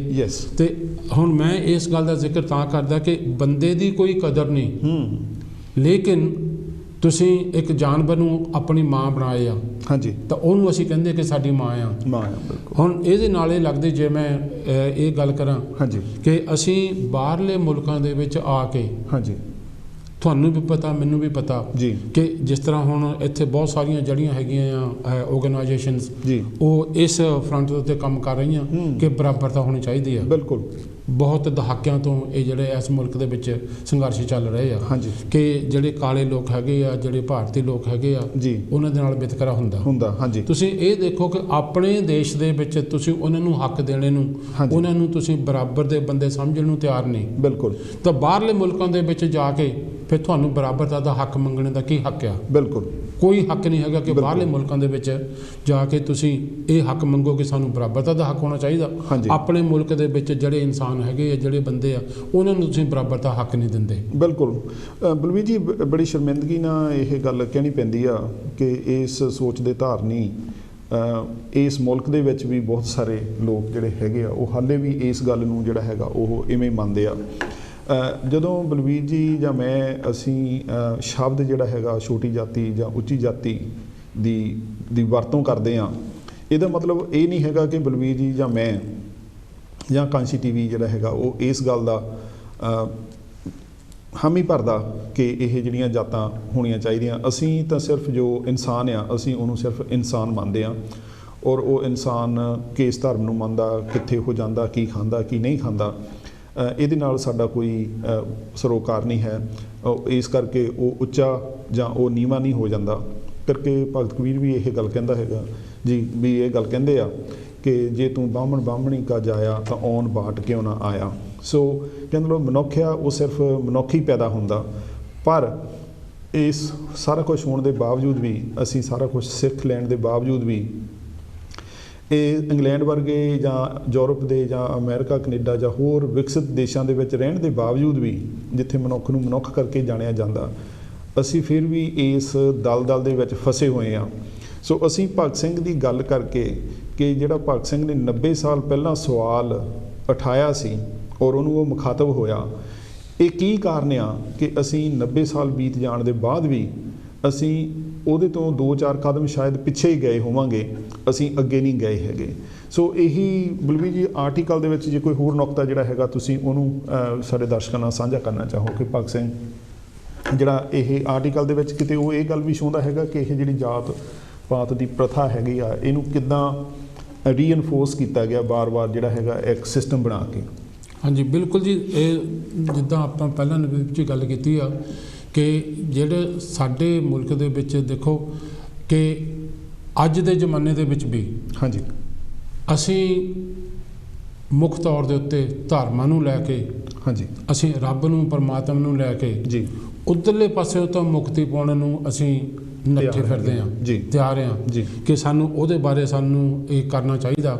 ਹਾਂਜੀ, ਪਰ ਜਿਹੜਾ ਵਿਤਕਰਾ ਹੋ ਰਿਹਾ, ਹਾਂਜੀ, ਜਿਹੜੀ ਉਹ ਲੁੱਟ ਹੋ ਰਹੀ ਆ ਜੀ, ਉਹਦੇ ਬਾਰੇ ਅਸੀਂ ਕੁਝ ਨਹੀਂ ਕਰ ਰਹੇ। ਬਿਲਕੁਲ। ਹੁਣ ਜਦੋਂ ਅਸੀਂ ਦੇਖੀਏ ਕਿ ਬਾਹਰਲੇ ਮੁਲਕਾਂ ਦੇ ਵਿੱਚ, ਇੰਗਲੈਂਡ ਦੇ ਵਿੱਚ, ਫਰਾਂਸ ਦੇ ਵਿੱਚ, ਯੂਰਪ ਦੇ ਵਿੱਚ, ਇਹ ਜਿਹੜੇ ਯੂਰਪੀਅਨ ਲੋਕੀ ਸੀਗੇ, ਰਸ਼ੀਆ ਦੇ ਵਿੱਚ, ਚਾਈਨਾ ਦੇ ਵਿੱਚ ਜੀ, ਹੁਣ ਉਹ ਸਾਰੇ ਹੀ ਮੁਲਕ ਜਿਹੜੇ ਹੈਗੇ ਆ ਉਹਨਾਂ ਨੇ ਬਰਾਬਰਤਾ ਦੇ ਐਲਾਨ ਕੀਤੀ ਹੋ ਕਿ ਸਾਰੇ ਜਿਹੜੇ ਬੰਦੇ ਹੈਗੇ ਆ ਉਹ ਬਰਾਬਰ ਆ, ਉਹਨਾਂ ਨੂੰ ਬਰਾਬਰ ਦੇ ਹੱਕ ਹੋਣੇ ਚਾਹੀਦੇ ਆ। ਕੋਈ ਵੀ ਮਜ਼ਦੂਰ ਕੋਈ ਵੀ ਕੰਮ ਕਰਦਾ ਜੀ, ਹੁਣ ਇਸ ਮੁਲਕ ਦੇ ਵਿੱਚ ਤੁਸੀਂ ਦੇਖ ਲਓ, ਕੋਈ ਡਾਕਟਰ ਹੋਵੇ, ਕੋਈ ਇੰਜੀਨੀਅਰ ਹੋਵੇ, ਕੋਈ ਕੁਛ ਵੀ ਹੋਵੇ, ਜਿਹੜੇ ਮਰਜ਼ੀ ਧਰਮ ਨੂੰ ਮੰਨਦਾ ਹੋਵੇ ਜੀ, ਉਹ ਸਾਰੇ ਇੱਕੋ ਜਗ੍ਹਾ ਹਰੇਕ ਜਗ੍ਹਾ ਜਾ ਸਕਦੇ ਆ। ਬਿਲਕੁਲ। ਤਾਂ ਉਹਨਾਂ ਦਾ ਕੋਈ ਵੀ ਕੰਮ ਕਰਦਾ, ਚਾਹੇ ਕੋਈ ਕੂੜਾ ਚੁੱਕਦਾ ਹੋਵੇ, ਚਾਹੇ ਕੋਈ ਸਫਾਈ ਦਾ ਕੰਮ ਕਰਦਾ ਹੋਵੇ, ਬਿਲਕੁਲ, ਤੇ ਉਹ ਜਿੱਥੇ ਮਰਜ਼ੀ ਘਰ ਲੈ ਸਕਦੇ ਆ ਜੀ। ਤਾਂ ਉਹ ਜੇ ਇੱਥੇ ਕਾਨੂੰਨ ਵੀ ਬਣਿਆ ਆ ਜੀ ਕਿ ਜੇ ਕੋਈ ਕਿਸੇ ਦਾ ਘਾਟਾ ਕਰਦਾ ਹੈ ਜਾਂ ਕੋਈ ਘਟੀਆ ਲਫ਼ਜ਼ ਵਰਤਦੇ ਆ ਜੀ, ਤਾਂ ਉਹਨੂੰ ਜਿਹੜੇ ਇਕੁਐਲਿਟੀ ਲੋਜ਼ ਹੈਗੇ ਆ ਜੀ, ਉਹਦੇ ਤਹਿਤ ਉਹਨਾਂ ਨੂੰ ਸਜ਼ਾਵਾਂ ਹੋ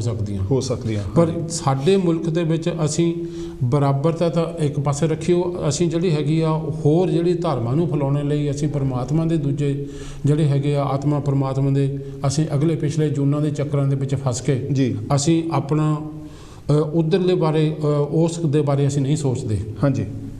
ਜਦੋਂ ਕਿ ਜਿਹੜਾ ਦੇਖੋ ਜਿਹੜਾ ਯੂਰਪ ਹੈਗਾ ਉਹ ਕਿੰਨਾ ਅੱਗੇ ਵੱਧ ਗਿਆ। ਹਾਂਜੀ। ਜਦੋਂ ਜਿਹੜੇ ਸਾਡੇ ਮੁਲਕ ਉਹ ਕਿੰਨੇ ਪਿੱਛੇ ਹੈਗੇ ਆ। ਮੈਂ ਕਹੂੰਗਾ ਕਿ ਇਹ ਇੱਕ ਬਹੁਤ ਵੱਡੀ ਵਜ੍ਹਾ ਹੈਗੀ ਹੈ ਕਿ ਜਿਹੜੇ ਮੁਲਕ ਦੇ ਵਿੱਚ ਸਾਰੇ ਬੰਦੇ ਇੱਕ ਲੈਵਲ ਦੇ ਉੱਤੇ ਕੰਮ ਨਹੀਂ ਕਰ ਸਕਦੇ, ਅਸੀਂ ਉਹਨਾਂ ਨੂੰ ਉੱਚੇ ਨੀਵੇਂ ਸਮਝਦੇ ਹਾਂ। ਹਾਂਜੀ। ਤਾਂ ਸਾਡੇ ਦਿਮਾਗਾਂ ਦੇ ਵਿੱਚ ਇਹ ਕੁੱਟ ਕੇ ਹਾਲੇ ਤੱਕ ਵੀ ਭਰਿਆ ਹੈਗਾ ਕਿ ਆਹ ਬੰਦਾ ਨੀਵਾਂ ਤਾਂ ਆਹ ਬੰਦਾ ਉੱਚਾ। ਇਹ ਨਵਦੀਪ ਜੀ ਇਸ ਮੁਲਕ ਦੇ ਵਿੱਚ ਵੀ ਬਹੁਤ ਸਾਰੇ ਜਿਹੜੇ ਸੋ ਕੋਲਡ ਉੱਚ ਜਾਤੀ ਦੇ ਲੋਕ ਆ, ਜਿਸ ਵੇਲੇ ਜੇ ਉਹਨਾਂ ਨੂੰ ਟੋਲਟਾਂ ਸਾਫ਼ ਕਰਨੀਆਂ ਪੈਣ ਤਾਂ ਫਿਰ ਉਹ ਆਪਣਾ ਘਾਟਾ ਸਮਝਦੇ ਆ। ਬਿਲਕੁਲ। ਜਦੋਂ ਕਿ ਜੇ ਅਸੀਂ ਕੋਈ ਗੋਰਾ ਦੇਖੀਏ ਜਾਂ ਹੋਰ ਕੋਈ ਦੇਖੀਏ, ਉਹਨਾਂ ਦੇ ਮਨਾਂ ਦੇ ਵਿੱਚ ਇਸ ਤਰ੍ਹਾਂ ਦੇ ਜਿਹੜੇ ਖਿਆਲ ਉਹ ਨਹੀਂ ਆਉਂਦੇ। ਬਿਲਕੁਲ। ਸੋ ਇਸ ਕਰਕੇ ਇਸ ਆਰਟੀਕਲ ਦੇ ਵਿੱਚ ਜੋ ਕੁਝ ਭਗਤ ਸਿੰਘ ਉਹਨਾਂ ਨੇ ਲਿਖਿਆ ਉਹ ਇਹਨਾਂ ਗੱਲਾਂ ਦੇ ਉੱਤੇ ਬੇਸਡ ਹੈਗਾ ਕਿ ਜਿਹੜੇ ਸਾਰੇ ਬਰਾਬਰ ਬੰਦੇ ਹੋਣੇ ਚਾਹੀਦੇ ਆ, ਤਾਂ ਕੋਈ ਉੱਚਾ ਨੀਵਾਂ ਨਹੀਂ ਹੈਗਾ, ਤੇ ਸਾਰਿਆਂ ਨੂੰ ਬਰਾਬਰ ਦੇ ਹੀ ਹੱਕ ਹੋਣੇ ਚਾਹੀਦੇ। ਖਾਸ ਕਰਕੇ ਉਹ ਜ਼ਿਕਰ ਕਰਦੇ ਆ ਕਿ ਯੂਰਪ ਦੇ ਵਿੱਚ ਤਾਂ ਉਹਨਾਂ ਨੇ ਬਹੁਤ ਦਹਾਕੇ ਪਹਿਲਾਂ ਹੀ ਇਹ ਐਲਾਨ ਕੀਤੇ ਵਾ, ਰਸ਼ੀਆ ਦੇ ਵਿੱਚ, ਚਾਈਨਾ ਦੇ ਵਿੱਚ, ਕਿ ਸਾਰੇ ਬੰਦੇ ਜਿਹੜੇ ਹੈਗੇ ਉਹ ਬਰਾਬਰ ਹੋਣੇ ਚਾਹੀਦੇ ਆ। ਪਰ ਜਿਹੜੇ ਸਾਡੇ ਮੁਲਕ ਆ ਉਹ ਹਾਲੇ ਵੀ ਇਹਨਾਂ ਹੀ ਜਿਹੜੀ ਹੈਗੀ ਉਹ ਗੱਲਾਂ ਦੇ ਵਿੱਚ ਫਸੇ ਹੋਆ। ਹਾਂਜੀ ਬਲਵੀਰ ਜੀ, ਇਹਦੇ ਵਿੱਚ ਭਗਤ ਸਿੰਘ ਕੋਈ ਇੱਦਾਂ ਦਾ ਵੀ ਇਸ਼ਾਰਾ ਕਰਦਾ ਕਿ ਇਸ ਸਮੱਸਿਆ ਦਾ ਜਿਹੜਾ ਹੈਗਾ ਉਹ ਹੱਲ ਕੀ ਹੈਗਾ, ਜਾਂ ਇਸ ਸਮੱਸਿਆ ਬਾਰੇ ਕੀ ਕੀਤਾ ਜਾ ਸਕਦਾ?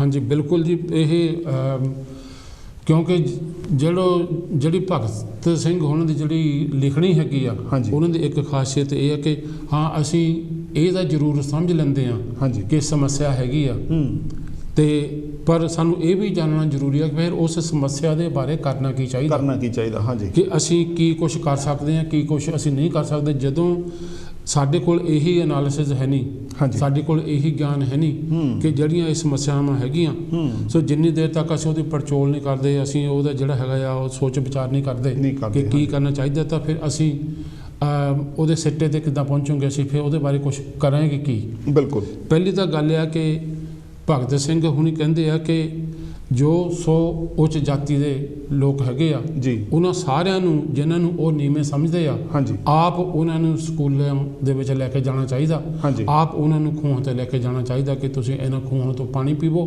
ਤੁਸੀਂ ਇਹਨਾਂ ਸਕੂਲਾਂ ਦੇ ਵਿੱਚ ਪੜ੍ਹੋ, ਤਾਂ ਉਹਨਾਂ ਨੂੰ ਜਿਹੜਾ ਹੈਗਾ ਆ ਉਹ ਹੱਕ ਦੇਣਾ ਚਾਹੀਦਾ। ਪਰ ਜਿਸ ਤਰ੍ਹਾਂ ਹੁਣ ਤਾਂ ਆਪਾਂ ਸਾਰੇ ਜਾਣਦੇ ਆ ਕਿ ਜਿਹੜੇ ਨਵਦੀਪ ਜੀ ਹੱਕ ਹੈਗੇ ਆ ਉਹ ਮੰਗਿਆਂ ਤੇ ਤੁਹਾਨੂੰ ਕੋਈ ਨਹੀਂ ਦਿੰਦਾ। ਬਿਲਕੁਲ। ਉਹ ਤੁਹਾਨੂੰ ਹਿੱਕ ਦੇ ਜ਼ੋਰ ਦੇ ਨਾਲ ਤੁਹਾਡੇ ਜਿਹੜੇ ਹੱਕ ਹੈਗੇ ਉਹ ਲੈਣੇ ਪੈਂਦੇ ਆ। ਬਿਲਕੁਲ। ਉਹਦੇ ਲਈ ਸੰਘਰਸ਼ ਕਰਨਾ ਪੈਂਦਾ, ਉਹਦੇ ਲਈ ਤੁਹਾਨੂੰ ਸੰਘਰਸ਼ ਕਰਨਾ ਪੈਂਦਾ। ਹਾਂਜੀ। ਹੁਣ ਸੰਘਰਸ਼ ਕਰਨੇ ਦੇ ਲਈ ਤੁਹਾਨੂੰ ਇਕੱਠੇ ਹੋਣਾ ਪੈਂਦਾ ਜੀ। ਪਰ ਫਿਰ ਤੁਹਾਡੇ ਕੋਲ ਇਹ ਵੀ ਗਿਆਨ ਹੋਣਾ ਚਾਹੀਦਾ ਕਿ ਅਸੀਂ ਇਕੱਠੇ ਹੋਣਾ ਕਿੱਦਾਂ, ਬਿਲਕੁਲ, ਅਸੀਂ ਕਿਹੜੀ ਗੱਲ ਦੇ ਬਾਰੇ ਸੰਘਰਸ਼ ਕਰਨਾ ਜੀ। ਪਰ ਜਿਸ ਵੇਲੇ ਅਸੀਂ ਫਸੇ ਹਾਂ ਵੀ ਅਸੀਂ ਇਹ ਜਿਹੜੇ ਕਰਮ ਕਾਂਡਾਂ ਦੇ ਵਿੱਚ ਫਸੇ ਹਾਂ, ਅਗਲੇ ਪਿਛਲੇ ਜਨਮਾਂ ਦੇ ਚੱਕਰਾਂ ਦੇ ਵਿੱਚ ਫਸੇ ਹਾਂ, ਤਾਂ ਫਿਰ ਅਸੀਂ ਉਹਦੇ ਵਿੱਚੋਂ ਨਿਕਲਾਂਗੇ ਕਿੱਦਾਂ? ਉਹਦੇ ਵਿੱਚੋਂ ਫਿਰ ਅਸੀਂ ਨਿਕਲ ਹੀ ਨਹੀਂ ਸਕਦੇ। ਬਿਲਕੁਲ। ਸੋ ਸਾਡੇ ਲਈ ਪਹਿਲਾਂ ਤਾਂ ਇਹ ਜ਼ਰੂਰੀ ਹੈਗਾ ਕਿ ਅਸੀਂ ਗਿਆਨ ਇਕੱਠਾ ਕਰੀਏ ਕਿ ਕੀ ਹੋ ਰਿਹਾ, ਕੌਣ ਕਰ ਰਿਹਾ, ਕਿਵੇਂ ਕਰ ਰਿਹਾ। ਹਾਂਜੀ। ਤਾਂ ਉਹਦੇ ਵਾਸਤੇ ਫਿਰ ਅਸੀਂ ਇਹ ਸੋਚੀਏ ਕਿ ਜੋ ਕੁਝ ਉਹ ਕਰ ਰਹੇ ਅਸੀਂ ਉਹਦਾ ਜਿਹੜਾ ਹੈਗਾ ਆ, ਅਸੀਂ ਉਹਦੇ ਬਾਰੇ ਫਿਰ ਅਸੀਂ ਕੀ ਕਰਨਾ। ਬਿਲਕੁਲ। ਹਾਂਜੀ। ਬਿਲਕੁਲ। ਤਾਂ ਇਸ ਕਰਕੇ ਹੁਣ ਜਿੱਦਾਂ ਬਾਬਾ ਸਾਹਿਬ ਡਾਕਟਰ ਅੰਬੇਦਕਰ ਨੇ ਵੀ ਜਿਹੜਾ ਉਹਨਾਂ ਨੇ ਜਿਹੜੀ ਉਹ ਗੱਲ ਕਹੀ ਆ ਕਿ ਤੁਸੀਂ ਪੜ੍ਹੋ ਲਿਖੋ, ਇਕੱਠੇ ਹੋਵੋ ਤੇ ਸੰਘਰਸ਼ ਕਰੋ। ਹਾਂਜੀ। ਤੇ ਇਹੀ ਗੱਲ ਜਿਹੜੀ ਭਗਤ ਸਿੰਘ ਹੁਣੀ ਆ, ਉਹਨਾਂ ਨੇ ਇਹ ਗੱਲ ਕਹੀ ਆ ਕਿ ਜਿਹੜੇ ਉੱਚ ਜਾਤੀ ਵਾਲੇ ਹੈਗੇ ਆ ਜੀ, ਉਹ ਨੀਵੀਆਂ ਜਾਤਾਂ ਦੇ ਜਿਹੜੇ ਉਹਨਾਂ ਨੂੰ ਸਲੂਕ ਕਰਦੇ ਹੈਗੇ, ਉਹ ਆਪ ਉਹਨਾਂ ਨੂੰ ਪਾਣੀ ਪਿਲਾਉਣ ਤੇ ਆਪ ਉਹਨਾਂ ਨੂੰ ਕੂਹਾਂ ਤੇ ਲੈ ਕੇ ਜਾਣ ਤੇ ਆਪ ਉਹਨਾਂ ਨੂੰ ਸਕੂਲਾਂ ਦੇ ਵਿੱਚ ਲੈ ਕੇ ਜਾਣ ਪੜ੍ਹਾਈ ਕਰਨ ਦੇ ਵਾਸਤੇ। ਮੈਂ ਤਾਂ ਕਹੂੰਗਾ ਕਿ ਨਵਦੀਪ ਜੀ, ਅਸੀਂ ਇੱਥੇ ਦੇਖਦੇ ਹਾਂ ਕਿ ਅਸੀਂ ਮਾਫੀ ਮੰਗਾਉਂਦੇ ਹਾਂ ਗੋਰਿਆਂ ਦੇ ਕੋਲੋਂ। ਹਾਂਜੀ, ਕਿ ਜਿਹੜੇ ਗੋਰੇ ਹੈਗੇ ਆ ਉਹ ਇਸ ਗੱਲ ਦੀ ਮਾਫੀ ਮੰਗਣ, ਉਹ ਇਸ ਗੱਲ ਦੀ ਮਾਫੀ ਮੰਗਣ। ਬਿਲਕੁਲ। ਹਾਂਜੀ, ਤਾਂ ਬੜੇ ਵੱਡੇ ਸੰਘਰਸ਼ ਚੱਲ ਰਹੇ ਆ। ਹਾਂਜੀ, ਹੁਣ ਮੈਂ ਕਹੂੰਗਾ ਕਿ ਅੱਜ ਤੱਕ ਜੋ ਭਾਰਤ ਦੇ ਵਿੱਚ ਦੱਬੇ ਕੁਚਲੇ ਗਰੀਬਾਂ ਦੇ ਨਾਲ ਹੋਇਆ ਤੇ ਹੋ ਰਿਹਾ ਉਹਦੀ ਮਾਫੀ ਕੌਣ ਮੰਗੂਗਾ? ਬਿਲਕੁਲ। ਤਾਂ ਇਹਦੀ ਜਿਹੜੀ ਹੈਗੀ ਹੈ, ਕਿਹੜੀਆਂ ਜਥੇਬੰਦੀਆਂ ਹੈਗੀਆਂ ਇਸ ਦੇ ਵੱਲ ਸੋਚ ਵਿਚਾਰ ਜਾਂ ਸੰਘਰਸ਼ ਕਰ ਰਹੀਆਂ ਕਿ ਉਹਨਾਂ ਤੋਂ ਮਾਫੀ ਮੰਗਾਈ ਜਾਵੇ, ਕਿ ਸਮੁੱਚੇ ਜਿਹੜੇ ਭਾਰਤ ਤੋਂ ਮਾਫੀ ਮੰਗਾਈ ਜਾਵੇ ਕਿ ਜੋ ਕੁਝ ਉਹਨਾਂ ਨੇ ਅੱਜ ਤੱਕ ਸੋ ਕੋਲਡ ਅਛੂਤਾਂ ਦੇ ਨਾਲ ਕੀਤਾ। ਹਾਂਜੀ, ਤਾਂ ਉਹਨਾਂ ਨੂੰ ਵੀ ਮਾਫੀ ਮੰਗਣੀ ਚਾਹੀਦੀ ਆ। ਤਾਂ ਇਹਦਾ ਜਿਹੜਾ ਸੰਘਰਸ਼ ਹੈਗਾ ਬੜੇ ਜ਼ੋਰਾਂ ਸ਼ੋਰਾਂ ਤੇ ਚੱਲਣਾ ਚਾਹੀਦਾ ਕਿ ਜਿਨ੍ਹਾਂ ਨੇ ਤਸ਼ੱਦਦ ਹੁਣ ਤੱਕ ਕੀਤੇ ਆ, ਕਰਦੇ ਆ ਰਹੇ ਆ, ਉਹ ਵੀ ਮਾਫੀ ਮੰਗਣ। ਹਾਂਜੀ, ਸੋ ਇਹ ਕਦੋਂ ਤੇ ਕੌਣ ਸ਼ੁਰੂ ਕਰੂਗਾ? ਬਿਲਕੁਲ, ਇਹ ਜਿਹੜੀ ਉਹ ਮਾਫੀ ਮੰਗਣੀ ਆ।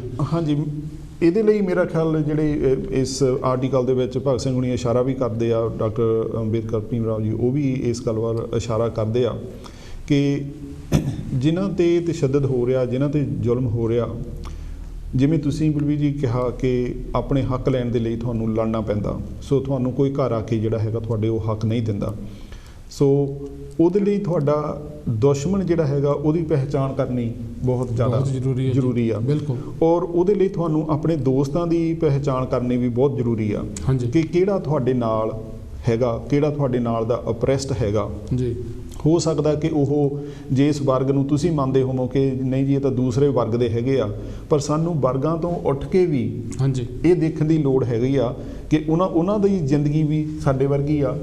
ਬਿਲਕੁਲ। ਜਾਂ ਸਾਡੇ ਤੋਂ ਭਿੰਨ ਹੈਗੀ ਆ। ਹਾਂਜੀ ਨਵਦੀਪ ਜੀ, ਆਪਾਂ ਜਿਸ ਤਰ੍ਹਾਂ ਜਿਹੜੀ ਤੁਸੀਂ ਗੱਲ ਜ਼ਿਕਰ ਕੀਤਾ ਕਿ ਦੁਸ਼ਮਣ ਦੀ ਪਹਿਚਾਣ ਕਰਨਾ, ਜੀ ਦੇਖੋ ਜਦੋਂ ਕੋਈ ਵੀ ਗੱਲ ਖਰਾਬ ਹੁੰਦੀ ਆ, ਹਾਂਜੀ, ਜਾਂ ਕੋਈ ਨੁਕਸ ਹੈਗਾ, ਜੋ ਮੇਰੇ ਦੇ ਵਿੱਚ ਨੁਕਸ ਹੈਗਾ ਤਾਂ ਤੁਹਾਡੇ ਆਪਣੇ ਨੁਕਸ ਨੂੰ ਤੁਹਾਨੂੰ ਦਰੁਸਤ ਕਰਨਾ ਚਾਹੀਦਾ। ਬਿਲਕੁਲ।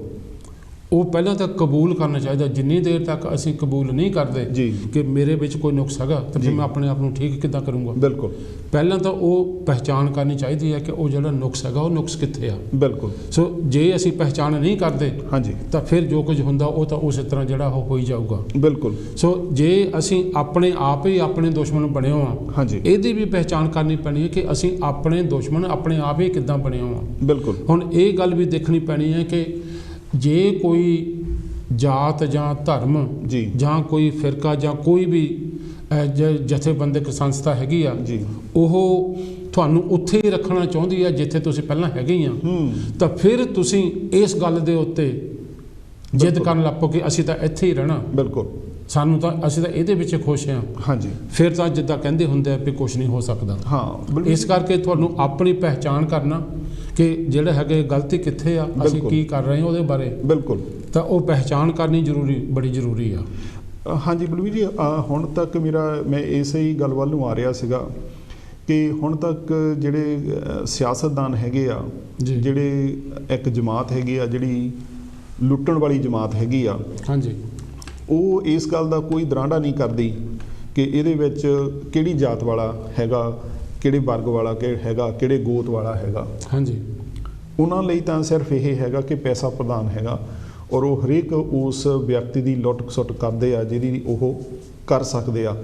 ਸੋ ਇਹਦੇ ਲਈ ਉਹਨਾਂ ਨੂੰ ਬਹੁਤ ਸਾਰੇ ਵਰਗਾਂ ਦੇ ਵਿੱਚ ਉਹ ਵੰਡਦੇ ਵੀ ਹੈਗੇ ਆ।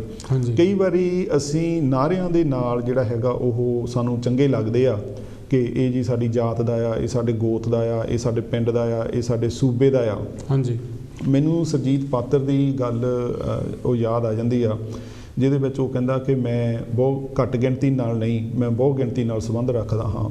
ਉਹ ਬਹੁਤ ਗਿਣਤੀ ਜੋ ਭੁੱਖਿਆਂ ਸੌਂਦੀ ਹੈ, ਉਹ ਬਹੁਤ ਗਿਣਤੀ ਜੋ ਅਨਪੜ੍ਹ ਹੈ, ਉਹ ਬਹੁਤ ਗਿਣਤੀ ਜੋ ਧੱਕੇ ਖਾਂਦੀ ਹੈ। ਬਿਲਕੁਲ। ਸੋ ਸਾਨੂੰ ਜਾਤ ਦਾ ਜਿਹੜਾ ਹੈਗਾ ਜਾਂ ਅਛੂਤਤਾ ਦਾ ਜਿਹੜਾ ਸਵਾਲ ਹੈਗਾ ਬਹੁਤ ਵੱਡਾ ਹੈਗਾ ਜੀ। ਇਹਦੇ ਬਾਰੇ ਸਾਨੂੰ ਬਹੁਤ ਸੁਚੇਤ ਹੋ ਕੇ ਜਿਹੜੀ ਲੜਾਈ ਆ ਉਹ ਲੜਨ ਦੇ ਲਈ ਸਾਨੂੰ ਉਦਮ ਕਰਨੇ ਚਾਹੀਦੇ ਆ।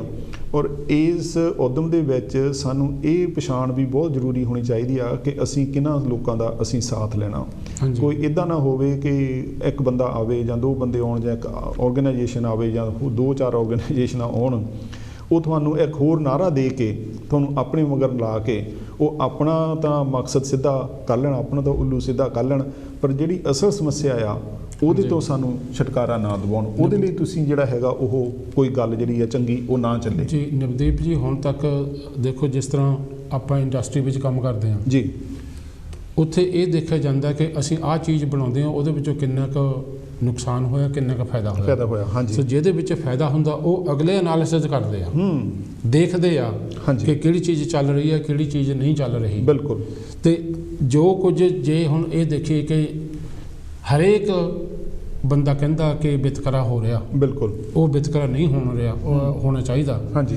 ਪਰ ਉਸ ਨੂੰ ਸੁਧਾਰਨ ਦੇ ਵਾਸਤੇ ਜੋ ਕੁਝ ਕੀਤਾ ਜਾ ਰਿਹਾ, ਹਾਂਜੀ, ਕਦੀ ਅਸੀਂ ਇਹ ਵੀ ਬੈਠ ਕੇ ਇਸ ਦਾ ਅਸੀਂ ਫੈਸਲਾ ਕਰਦੇ ਹਾਂ ਕਿ ਜੋ ਕੁਝ ਅਸੀਂ ਇਹ ਮਿਟਾਉਣ ਦੇ ਵਾਸਤੇ ਕਰ ਰਹੇ ਹਾਂ ਜੀ, ਉਹਦਾ ਫਾਇਦਾ ਕਿੰਨਾ ਕੁ ਹੋ ਰਿਹਾ। ਬਿਲਕੁਲ। ਉਹਦੀ ਕਾਮਯਾਬੀ ਕਿੰਨੀ ਕੁ ਹੋ ਰਹੀ ਆ। ਬਿਲਕੁਲ। ਅਸੀਂ ਦਹਾਕਿਆਂ ਤੋਂ ਹਾਂਜੀ ਜਿਹੜੇ ਕਈ ਸਾਰੇ ਸਿਸਟਮ ਜਾਤ-ਪਾਤ ਮਿਟਾਉਣ ਦੇ ਫੜ ਕੇ ਬੈਠੇ ਆ, ਉਹਨਾਂ ਨੂੰ ਚੁੰਬੜੇ ਬੈਠੇ ਆ ਜੀ, ਲੇਕਿਨ ਇਹ ਜਿਹੜਾ ਦੈਂਤ ਹੈਗਾ ਉਹ ਉੱਥੇ ਦਾ ਉੱਥੇ ਹੀ ਆ। ਹਾਂਜੀ।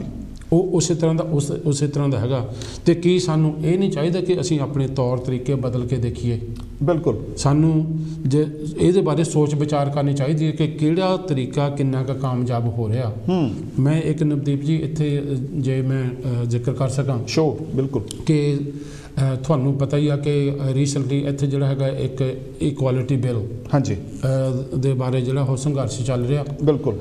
ਕਿ ਉਹਦੇ ਵਿੱਚ ਜਾਤ ਪਾਤ ਦੇ ਆਧਾਰ ਦੇ ਉੱਤੇ ਵਿਤਕਰਾ ਵੀ ਇੰਗਲੈਂਡ ਦੇ ਵਿੱਚ ਕੋਈ ਵੀ ਵਿਤਕਰਾ ਹੁੰਦਾ ਜੀ ਤਾਂ ਉਹ ਵੀ ਜਿਹੜਾ ਹੈਗਾ ਆ ਉਹ ਪਨਿਸ਼ਬਲ ਜਿਹੜਾ ਕ੍ਰਾਈਮ ਉਹ ਹੋਣਾ ਚਾਹੀਦਾ। ਬਿਲਕੁਲ। ਹਾਂਜੀ। ਤਾਂ ਇਸ ਮੁਲਕ ਦੇ ਵਿੱਚ ਜਿਹੜੀਆਂ ਹਿੰਦੂ ਸੰਸਥਾਵਾਂ ਹੈਗੀਆਂ ਜੀ ਤਾਂ ਨਾਲ ਹੀ ਉਹਦੇ ਬਹੁਤ ਸਾਰੀਆਂ ਸਿੱਖ ਸੰਸਥਾਵਾਂ ਜੀ ਉਹਨਾਂ ਨੇ ਇਹਦੀ ਖਿਲਾਫਵਰਜ਼ੀ ਕੀਤੀ ਆ ਕਿ ਉਹ ਨਹੀਂ ਪਾਸ ਹੋਣਾ ਚਾਹੀਦਾ ਸੀ। ਅੱਛਾ। ਹਾਲਾਂਕਿ ਇਹ ਜਿਹੜਾ ਕਾਨੂੰਨ ਹੈਗਾ ਉਹ ਪਾਰਲੀਮੈਂਟ ਦੇ ਵਿੱਚ ਪਾਸ ਵੀ ਹੋ ਗਿਆ ਪਰ ਫਿਰ ਵੀ ਉਹਨੂੰ ਲਾਗੂ ਨਹੀਂ ਕਰ ਰਹੇ।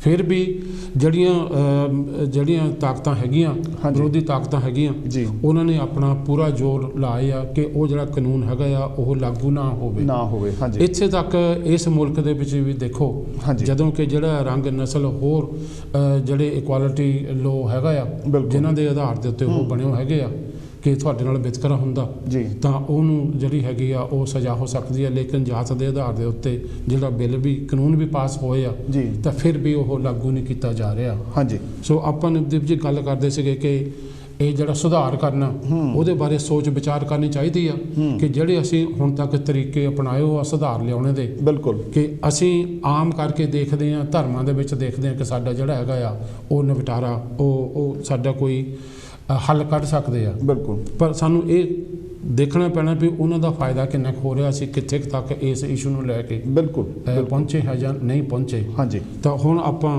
ਜੇ ਇਜਾਜ਼ਤ ਹੋਵੇ ਅੱਗੇ ਗੱਲ ਕਰਾਂਗੇ ਜਿਹੜੇ ਭਗਤ ਸਿੰਘ ਹੁਣੀ ਆ ਉਹ ਕੀ ਕਹਿੰਦੇ ਆ ਕਿ ਇਹਦੇ ਜਿਹੜੇ ਹੱਲ ਹੈਗੇ ਆ। ਹਾਂਜੀ। ਮੈਂ ਅਸਲ 'ਚ ਮੇਰਾ ਸਵਾਲ ਹੀ ਅਗਲਾ ਇਹ ਸੀਗਾ ਵੀ ਤੁਸੀਂ ਇਹ ਵੀ ਸੁਜੈਸਟ ਕਰੋ ਕਿ ਭਗਤ ਸਿੰਘ ਹੁਣਾਂ ਨੇ ਇਹਦੇ ਬਾਰੇ ਕੀ ਕਿਹਾ ਹੈਗਾ ਕਿ ਕੀ ਹੈਗੇ। ਇੱਕ ਜਿਹੜੀ ਗੱਲ ਮੈਂ ਹੋਰ ਟੱਚ ਛੋਹਣੀ ਚਾਹੁੰਦਾ ਉਹ ਇਹ ਸੀਗਾ ਕਿ ਬਹੁਤ ਵਾਰੀ ਸਾਡੇ ਸਮਾਜ ਦੇ ਵਿੱਚ ਪੰਜਾਬੀਆਂ ਦੇ ਵਿੱਚ ਇਹ ਗੱਲ ਪਾਈ ਜਾਂਦੀ ਆ ਕਿ ਜਿਹੜੇ ਭਗਤ ਸਿੰਘ ਦੇ ਅਤੇ ਡਾਕਟਰ ਅੰਬੇਦਕਰ ਜੀ ਦੇ ਜਿਹੜੇ ਵਿਚਾਰ ਆ ਉਹ ਕਿਤੇ ਨਾ ਕਿਤੇ ਜਾ ਕੇ ਅਲੱਗ ਆ, ਉਹ ਮਿਲਦੇ ਜੁਲਦੇ ਨਹੀਂ ਹੈਗੇ। ਸੋ ਅਗਰ ਤੁਸੀਂ ਇਸ ਸਵਾਲ ਬਾਰੇ ਵੀ ਥੋੜ੍ਹਾ ਜਿਹਾ ਇਸ਼ਾਰਾ ਕਰੋ ਕਿ ਉਹਨਾਂ ਦੀ ਜਿਹੜੇ ਐਨਾਲਿਸਿਸ ਦੇ ਵਿੱਚ ਅਤੇ ਉਹਨਾਂ ਦੇ ਹੱਲਾਂ ਦੇ ਵਿੱਚ ਕਿੰਨੀ ਕੁ ਸਮਾਨਤਾ ਹੈਗੀ ਆ ਔਰ ਕਿੰਨੀ ਕੁ ਉਹਨਾਂ ਦੇ ਵਿੱਚ ਵਖਰੇਵਾਂ ਹੈਗਾ। ਹਾਂਜੀ। ਮੈਂ ਇਹ ਗੱਲ ਕਹਿੰਦਾ ਸੀ ਕਿ ਬਹੁਤ ਸਾਰੇ ਜਿਹੜੇ ਸਾਡੇ ਪੰਜਾਬੀ ਭੈਣ ਭਰਾ ਹੈਗੇ ਆ ਜਾਂ ਹਿੰਦੁਸਤਾਨੀ ਭੈਣ ਭਰਾ ਹੈਗੇ ਆ ਉਹ ਇਹ ਗੱਲ ਮੰਨ ਕੇ ਚੱਲਦੇ ਆ ਕਿ ਜਿਹੜੀ ਭਗਤ ਸਿੰਘ ਦੀ ਵਿਚਾਰਧਾਰਾ ਆ ਜੀ ਜਾਂ ਜਿਹੜੇ ਭਗਤ ਸਿੰਘ ਦੇ ਵਿਊਜ਼ ਹੈਗੇ ਆ ਉਹ ਡਾਕਟਰ ਅੰਬੇਦਕਰ ਜੀ ਦੇ ਨਾਲ ਜਿਹੜੇ ਹੈਗੇ ਆ ਉਹ ਨਹੀਂ ਮਿਲਦੇ ਹੈਗੇ ਜੀ। ਪਰ ਜਿੱਥੇ ਤੱਕ ਮੈਂ ਸਮਝਣ ਦੀ ਕੋਸ਼ਿਸ਼ ਕੀਤੀ ਆ ਮੈਨੂੰ ਇਹ ਲੱਗਦਾ ਕਿ ਇਹ ਜਿਹੜੇ ਦੋਵੇਂ ਸ਼ਖਸੀਅਤਾਂ ਹੈਗੀਆਂ ਇਹਨਾਂ ਦਾ ਜਦੋਂ ਅਛੂਤਾ ਦਾ ਸਵਾਲ ਅਤੇ ਪ੍ਰਸ਼ਨ 'ਤੇ ਆਉਂਦਾ ਹੈਗਾ ਵਿਊ ਇਹਨਾਂ ਦੇ ਕਾਫੀ ਮਿਲਦੇ ਜੁਲਦੇ ਆ, ਇਹਨਾਂ ਦੇ ਹੱਲ ਵੀ ਜਿਹੜੇ ਸੁਝਾਉਂਦੇ ਆ ਉਹ ਵੀ ਕਾਫੀ ਮਿਲਦੇ ਜੁਲਦੇ ਹੈਗੇ ਆ। ਸੋ ਮੈਂ ਇਹ ਚਾਹੁੰਦਾ ਕਿ ਤੁਸੀਂ ਇਹਦੇ ਬਾਰੇ ਥੋੜ੍ਹਾ ਜਿਹਾ ਦੱਸੋ ਕਿ ਇਹਨਾਂ ਦੋਵਾਂ ਸ਼ਖਸੀਅਤਾਂ ਦੇ ਜਿਹੜੇ ਵਿਚਾਰ ਆ ਉਹ ਕਿੰਨੇ ਕੁ ਮਿਲਦੇ ਜੁਲਦੇ ਆ ਔਰ ਕਿੰਨੇ ਕੁ ਜਾਂ ਕਿੰਨੇ ਕੁ ਇਹ ਇਹਦੇ ਤੋਂ ਇੱਕ ਦੂਸਰੇ ਤੋਂ ਅਲੱਗ ਹੈਗੇ ਆ? ਹਾਂਜੀ ਨਵਦੀਪ ਜੀ, ਜੇ ਨਾ ਅਸੀਂ ਜਿਹੜਾ ਉਹ ਆਰਟੀਕਲ ਹੈਗਾ ਹਾਂਜੀ ਉਹ ਪੜ੍ਹਾਂਗੇ ਜੀ ਤੇ ਉਹ ਫਿਰ ਸਮਝਾਂਗੇ ਜੀ, ਮੈਂ ਕਹਾਂਗਾ ਕਿ ਉਹਦੀ ਕੱਲੀ ਇੱਕ ਲਾਈਨ ਜੀ ਬੜੀ ਗੌਰ ਦੇ ਨਾਲ ਉਹ ਸਮਝਣੇ ਵਾਲੀ ਆ। ਠੀਕ ਆ। ਸੋ ਇਸ ਆਰਟੀਕਲ ਦੇ ਵਿੱਚ ਬਹੁਤ ਸਾਰੀ ਇੱਦਾਂ ਦੀ ਵੀ ਜਿਹੜੀ ਜਾਣਕਾਰੀ ਹੈਗੀ ਆ ਹਾਂਜੀ ਜਿਹੜੀ ਕਿ ਉਸ ਸਮੇਂ ਉਸ ਦਹਾਕੇ ਦੇ ਨਾਲ ਜਾਂ ਉਸ ਟਾਈਮ ਦੇ ਨਾਲ ਉਹ ਸੰਬੰਧਿਤ ਸੀਗੀ ਜੀ, ਪਰ ਜਿਹੜੀ ਆ ਮੈਜੋਰਿਟੀ ਜਿਹੜੀ ਹੈਗੀ ਆ ਉਹ ਅੱਜ ਵੀ ਉਸ ਤਰ੍ਹਾਂ ਲਾਗੂ ਹੁੰਦੀ ਆ। ਹਾਂਜੀ ਹੁਣ ਗੱਲ ਇੱਥੇ ਆਉਂਦੀ ਹੈ ਕਿ ਜਿਸ ਤਰ੍ਹਾਂ ਇਸ ਆਰਟੀਕਲ ਦੇ ਵਿੱਚ ਹਾਂਜੀ ਭਗਤ ਸਿੰਘ ਹੁਣੀ ਲਿਖਦੇ ਆ ਜੀ ਕਿ ਆਪਣੇ ਹੱਕ ਲੈਣ ਦੇ ਵਾਸਤੇ ਤੁਹਾਨੂੰ ਆਪੇ ਹੀ ਉੱਪਰ ਉੱਠਣਾ ਪੈਣਾ ਜੀ, ਆਪੇ ਹੀ ਤੁਹਾਨੂੰ ਸੰਘਰਸ਼ ਕਰਨਾ ਪੈਣਾ। ਬਿਲਕੁਲ। ਤਾਂ ਉਹ ਸੰਘਰਸ਼ ਕਰਕੇ ਤਾਂ ਤੁਹਾਨੂੰ ਜਿਹੜੇ ਉਹ ਹੱਕ ਹੈਗੇ ਆ ਉਹ ਤੁਹਾਨੂੰ ਮਿਲੂਗੇ। ਬਿਲਕੁਲ। ਹੁਣ ਸਵਾਲ ਪੈਦਾ ਹੁੰਦਾ ਕਿ ਇਹ ਫਿਰ ਉਹਦੇ ਵਾਸਤੇ ਤੁਹਾਨੂੰ ਇਕੱਠੇ ਹੋਣਾ ਪੈਣਾ। ਯੈਸ। ਪਰ ਜਦੋਂ ਕਿ ਜਿੰਨੀ ਵੀ ਸਾਰੀਆਂ ਜਿਹੜੇ ਸਾਡੇ ਜ਼ੋਰ ਲੱਗਾ ਹੈਗਾ ਉਹ ਅੱਡ ਹੋਣੇ ਨੂੰ ਜ਼ੋਰ ਲੱਗਾ, ਨਾ ਕਿ ਇਕੱਠੇ ਹੋਣ ਨੂੰ। ਬਿਲਕੁਲ। ਤਾਂ ਹੁਣ ਇਹ ਸਵਾਲ ਉੱਠਦਾ ਵੀ ਉਹ ਫਿਰ ਇਕੱਠੇ ਕਿੱਦਾਂ ਹੋਣਗੇ? ਜਿੰਨੀ ਦੇਰ ਤੱਕ ਉਹ ਇਕੱਠੇ ਨਹੀਂ ਹੋਣਗੇ, ਇਕੱਠੇ ਹੋ ਕੇ ਉਹ ਸੰਘਰਸ਼ ਨਹੀਂ ਕਰਨਗੇ ਜੀ, ਤਾਂ ਫਿਰ ਤਾਂ ਅਸੀਂ ਪਿੱਛੇ ਰਹਿ ਜਾਵਾਂਗੇ। ਬਿਲਕੁਲ। ਤਾਂ ਫਿਰ ਉਹ ਜਿਹੜਾ ਹੈਗਾ ਆ ਮੰਤਵ ਹੈਗਾ ਉੱਥੇ ਤੱਕ ਪਹੁੰਚ ਹੀ ਨਹੀਂ ਸਕਦੇ। ਸੋ ਇਸ ਆਰਟੀਕਲ ਦੇ ਵਿੱਚ ਜੋ ਕੁਝ ਉਹਨਾਂ ਨੇ ਲਿਖਿਆ ਬਹੁਤ ਸਾਰਾ ਜਾਂ ਤਕਰੀਬਨ ਸਾਰਾ ਹੀ ਜਿਹੜਾ ਬਾਬਾ ਸਾਹਿਬ ਡਾਕਟਰ ਅੰਬੇਦਕਰ ਦੀ ਸੋਚ ਦੇ ਨਾਲ ਮਿਲਦਾ ਆ। ਲੇਕਿਨ ਸਾਡੇ ਵਿੱਚ ਗਿਆਨ ਦੀ ਘਾਟ ਕਰਕੇ ਮੈਂ ਤੁਹਾਨੂੰ ਹੋਰ ਤਾਂ ਮੈਨੂੰ ਆਪ ਖੁਦ ਨਹੀਂ ਸੀ ਪਤਾ। ਅੱਛਾ ਜੀ। ਕਿ ਜਿਹੜਾ ਪਹਿਲੀ ਤਾਂ ਗੱਲ ਤਾਂ ਫਿਰ ਮੈਨੂੰ ਇਸ ਆਰਟੀਕਲ ਦੇ ਬਾਰੇ ਨਹੀਂ ਸੀ ਪਤਾ ਕਿ ਰੀਸੈਂਟਲੀ ਜਿਹੜਾ ਆਰਟੀਕਲ ਹੈਗਾ ਉਹ ਮੇਰੇ ਧਿਆਨ ਦੇ ਵਿੱਚ ਆਇਆ ਜੀ, ਤੇ ਜਿਹਦੇ ਕਰਕੇ ਜਿੱਦਾਂ ਹੁਣ ਤੁਹਾਨੂੰ ਪਤਾ ਵੀ ਆਪਾਂ ਇਹ ਹੁਣ ਸਾਹਮਣੇ ਲੈ ਕੇ ਆਏ ਹਾਂ ਤਾਂ ਉਹਦੇ ਬਾਰੇ ਇਹ ਗੱਲਬਾਤ ਕਰ ਰਹੇ ਹਾਂ। ਬਿਲਕੁਲ। ਕਿਉਂਕਿ ਅਸੀਂ ਇਹਨਾਂ ਗੱਲਾਂ ਦੇ ਬਾਰੇ ਜਿੱਦਾਂ ਆਪਾਂ ਇੱਥੋਂ ਪ੍ਰੋਗਰਾਮ ਸ਼ੁਰੂ ਕਰਨ ਦੇ ਵੇਲੇ ਅਸੀਂ ਭਗਤ ਸਿੰਘ ਹੋਰਾਂ ਨੂੰ ਸਮਝਦੇ ਕੁਛ ਹੋਰ ਰਹੇ ਹਾਂ। ਬਿਲਕੁਲ। ਤੇ ਜਿੱਦਾਂ ਪਹਿਲਾਂ ਸ਼ੁਰੂ 'ਚ ਗੱਲ ਕੀਤੀ ਵੀ ਸਿਰਫ ਅੰਗਰੇਜ਼ ਨੂੰ ਬਾਹਰ ਕੱਢਣਾ ਉਹਨਾਂ ਦਾ ਸੀਗਾ ਮਕਸਦ ਸੀ, ਪਰ ਜਿਹੜਾ ਜਾਤ ਪਾਤ ਦੇ ਖਿਲਾਫ ਉਹਨਾਂ ਨੇ ਇੰਨਾ ਕੁਛ ਲਿਖਿਆ ਵੀ ਇਟਸ ਰੀਲੀ ਅਮੇਜ਼ਿੰਗ। ਬਿਲਕੁਲ। ਕਿ ਉਹਨਾਂ ਦੇ ਜਿਹੜੇ ਸੋਚ ਵਿਚਾਰ ਸੀਗੇ ਉਹਨਾਂ ਨੇ ਇਹਦੇ ਵਿੱਚ ਟੋਟਲ ਐਨਾਲਿਸਿਸ ਕੀਤਾ ਹੈਗਾ ਜੀ। ਤਾਂ ਜਿੱਦਾਂ ਉਹਨਾਂ ਨੇ ਕਿਹਾ ਕਿ ਅਸੀਂ ਪੜ੍ਹਾਂ ਲਿਖਾਂਗੇ, ਅਸੀਂ ਇਕੱਠੇ ਹੋਵਾਂਗੇ ਤਾਂ ਫਿਰ ਅਸੀਂ ਸੰਘਰਸ਼ ਕਰਾਂਗੇ, ਤਾਂ ਅਸੀਂ ਆਪਣੇ ਹੱਕਾਂ ਲਈ ਲੜਾਂਗੇ। ਤਾਂ ਜਿੰਨੀ ਦੇਰ ਤੱਕ ਫਿਰ ਅਸੀਂ ਇਹ ਨਹੀਂ ਕਰ ਰਹੇ ਤਾਂ ਉਨੀ ਦੇਰ ਤੱਕ ਜਦੋਂ ਫਿਰ ਉਹ ਗੱਲ ਲਿਆਉਂਦੇ ਆ ਲੁੱਟ ਕੇ ਸੁੱਟ ਦੀ ਕਿ ਜਿਹੜਾ ਇੱਕ ਲੁੱਟਣ ਵਾਲੀ ਜਮਾਤ ਤੇ ਇੱਕ ਲੁੱਟ ਹੋਣ ਵਾਲੀ ਜਮਾਤ। ਬਿਲਕੁਲ। ਤੇ ਇਹ ਜਿਹੜੀਆਂ ਸੋ ਕੋਲ ਛੋਟੀਆਂ ਜਾਤਾਂ ਹੈਗੀਆਂ ਤੇ ਉਹ ਲੁੱਟ ਹੋਣ ਵਾਲੀਆਂ ਜਮਾਤਾਂ ਹੈਗੀਆਂ।